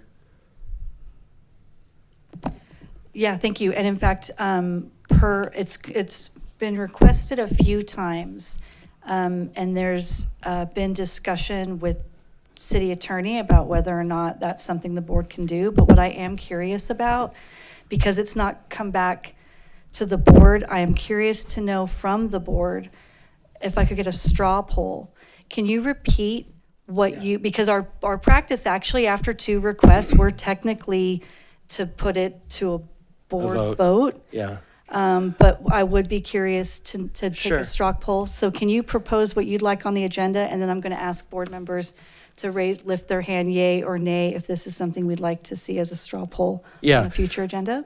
And just a brief background, we know that the city manager is responsible for reviewing all senior staff. But I'm sure if I were in that seat, I would want as much feedback as I could get from various constituencies. So we know it's not our role, but we're not talking about reviewing someone, we're talking about providing feedback. The previous city manager, when I was the chair, indicated that he would welcome feedback from me as the chair. So that's one possibility. And the HR director reached out to me and provided a pathway for me to do that. But then within a week or two, I wasn't the chair anymore. And so I didn't end up doing that. So I don't, yeah, so I just want to be. This is part to be brief, right? Yeah. So I think to be clear, it's not, I'd say all that just to say it's not, we're not talking about a performance review because that's not our job. I understand that. So what I'm asking is, and it could be in different formats, but one proposal would be for the chair to appoint an ad hoc committee to provide feedback to the city manager about how we're doing as a department and as the chief of our department. Any board that I've ever been on or observed has the responsibility to review the top employee. Thank you. So So your request is to convene an ad hoc committee for feedback? Yeah, I think that's, because I don't, it's an HR Okay. matter, so we can't really. No, I have- just wanted to. Yeah, we're not going to have an open clarify. conversation about Right, stuff like just wanted that. to but clarify what the ask was, if it I was think an that's ad right. hoc committee. Because that's how we did it when we hired, and there's an MOU that was established between the city and the board about hiring. Can I and- just take a real? Yeah. Yeah, just because it's supposed to be brief. All right, so, sure, and thank you for that. Can I see by a show of hands, members of the Pasadena Rental Housing Board that are interested in agendizing an ad hoc committee for director feedback from board? So Member Bell has his hand up, Member Farmer has her hand up, Member Dreyer has his hand up, Member Dunlap has her hand up, Chair Henry has her hand up, Member Goyne has his hand up, Member Misrobian has his hand up, Member Wernberg has his hand up, her hand up, excuse me, Member Nahara, his hand up. All right. Can I see a show of hands if you are not wanting to agendize the ad hoc committee for feedback for Director Morales from the Pasadena Rental Housing Board? And I see one hand up from Member Jagesh. All right, thank you. So that's helpful because I think it shows me the appetite of the board. So thank you, Member Bell. Member Misrobian. Real quickly, this had to do with regarding the letter. I just wanted to get back the letter that we're going to send out to tenants. Just real quickly, I wanted to ask, are we also discussing about the rollback on that? Yes. Okay, great. That's all I have. That's a good question. Member Dreyer. Yeah, one of the things that I wrote an email to Director Morales a couple weeks ago, and one of the things I mentioned is outreach to tenants. So, and to landlords, I appreciate this letter that's going to go out. I think it would have been helpful for us to know that in advance.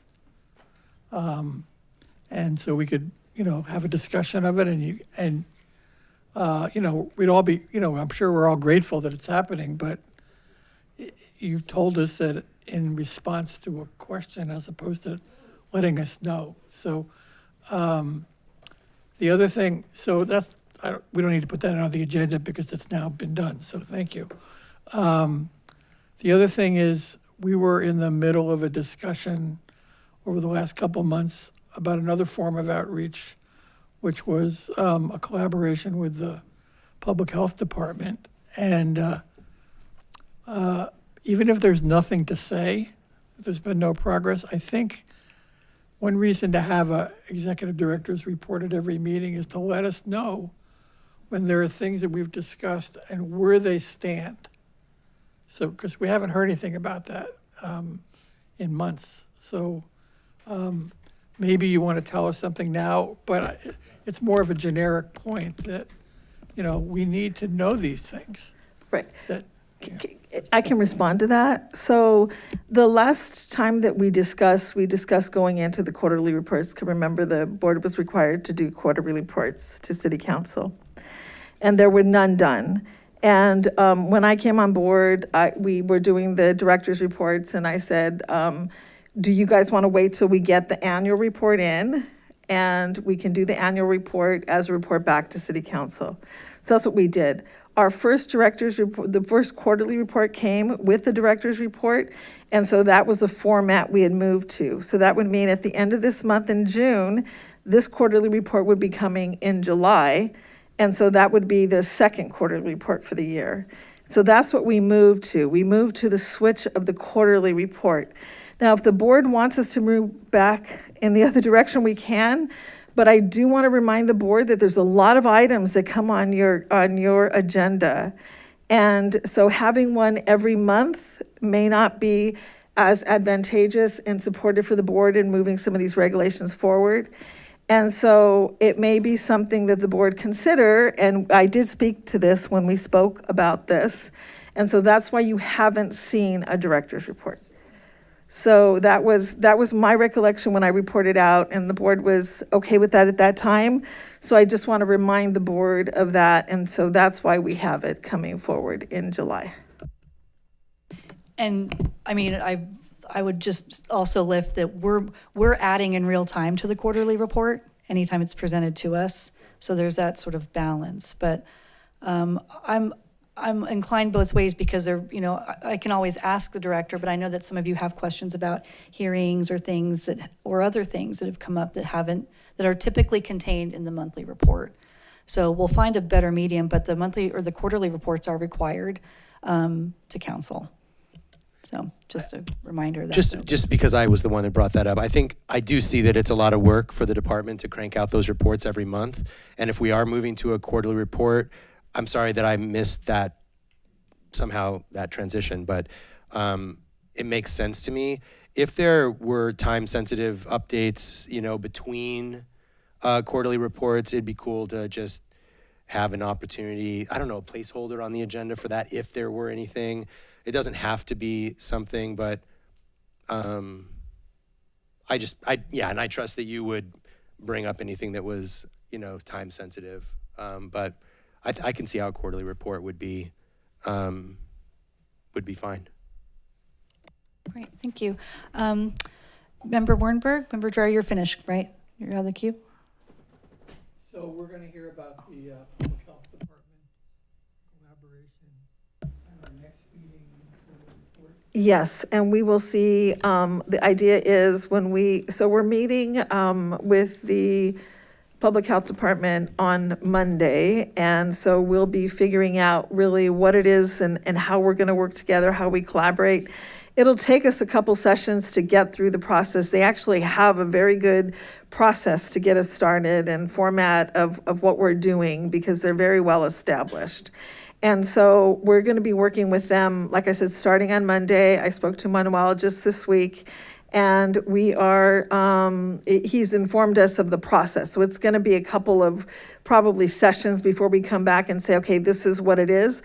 But I do want to report out that the city council did approve the budget with the primatores. And so we are moving forward with this process. And so it is something we're looking forward to. It's going to be wonderful. Our staff is going to be working closely. We will be all working closely with them. And we'll bring this forward to you before we start anything. So this will be probably a separate item that we come forward and we have the Public Health Department come forward and make a presentation to you. And then at that point in time, you can add any comments because it's really important that we keep the board connected and collaborate as well. The idea was that was the instruction that was given to the department to collaborate, so we've been doing that. Thank you, and I know all the board's very eager to see what those plans are with the department, Public Health Department. Member Wernberg? I just wanted to say I like the idea that Ryan proposed. As you know, I'm all about data and analytics, and I think keeping track of key performance indicators and things like that are really important. And I mean, for example, the rental registration rate is really high, which is a key performance indicator that's really good. So I think highlighting those things that are going well and maybe need improvement is a great idea. Thank you. Member Nahara? Yeah, this is something that just happened recently. I was approached about some petitions. I know they're talking about some petition to change the charter amendment. I don't know if we should be proactive on it or just wait and see if they qualify for it. So I'm just asking, like, how does the board want to proceed with it, and just so we're not off guard. Or if nothing, then it's just nothing. Can you tell us a little more about that? Well, because I know the landlords, I mean, the group is trying to do their petition. I saw it online, and I finally saw it at a Ralph's, I forgot where. So they're trying to change, you know, the makeup of the board, make it more evenly with the tenants and landlords. I don't know. Are you asking for like do you want us to do an informational on what's floating in community? Do you want us to check with the attorney to see like what's this? I mean, this body is limited. Okay. Right, and but I mean. But we could But are you asking if you're like asking like if the public has any? We may be able to do that. Because I know a lot of people complain about the charter and there's certain things that I wish I could change, but I can't. So if we were open, like I remember last year, 2 years ago when we voted, we did have a committee to do like charter amendments and send it to the people. If not for, and it's too late for this election cycle, but just for the next, well, it'll be in 2 years, so it's probably too early now. But just keep it in mind I just came to my mind because with them trying to circulate the petition.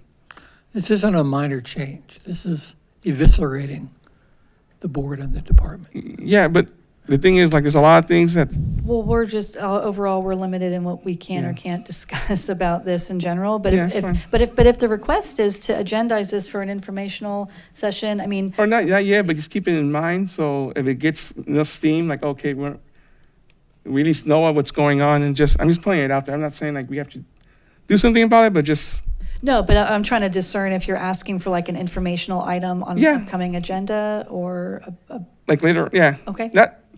It's not a priority. Like that'll be like a low priority, unless like here in the community or social media like picking up steam. Then maybe we could get the information out there, and just combat. Put our narrative out there of how we want to work with the charter, and Okay. if we want to work with people. And because of that, it goes back to the whole compensation thing to me in my head. well, I mean, let's not, Yeah, but we still got to bring that. Combine things that maybe shouldn't be combined. But I think what is worth finding out is if any, is there an informational need? You're making a request. Yeah. And then we can get with the lawyers to see like, Okay, that's fine. yeah, what's appropriate for the body to discuss about Yeah. a circulating petition, because I don't know the answer to that. I know in this chambers, you can't walk in with the petition and get signatures, right? Because there's a separation between, Yeah, right, the city government and things that go on. yeah. And that, so I just want to make sure we're above board on what we can do. But Okay, that's fine. Just, yeah. Great, One more thank you. question. Yes. This is for Director Morales, because she talked about quarterly. Which months do those quarterly reports come out? So the first report that we came out was from January, February, and March, and then the next report will be April, May, June. So the trailing month. Yeah. And remember, they're shared with us and we give feedback and we ask for information and additional items to be included, which for the most part actually has been done. Or we make comments about, there's too much stuff in here and I can't read it, which was actually, Yeah. Yeah, so there is that. We have contributed to, I think twice, to the quarterly report that was supposed to be like basically Q2 of this year. Okay. No, I just want to know so I could. We just finished the egregious actors, and so so we're getting that data together because now we have the parameters that we needed. We couldn't go forward without that until we got those parameters. So we'll probably be going to HHP with that report. So let me ask this. HHP is the Housing, Homelessness, and Planning Committee. Yes, I'm sorry. Thank you. When do you plan to put in an agenda so the public, and more importantly me, like I could gauge which month to like really like dig into the report? Which months? Again, we were waiting for the egregious actors before we release that. Now that we have that criteria, we have to actually drill down on that data to make sure that if anybody is in substantial compliance, they're not on that list.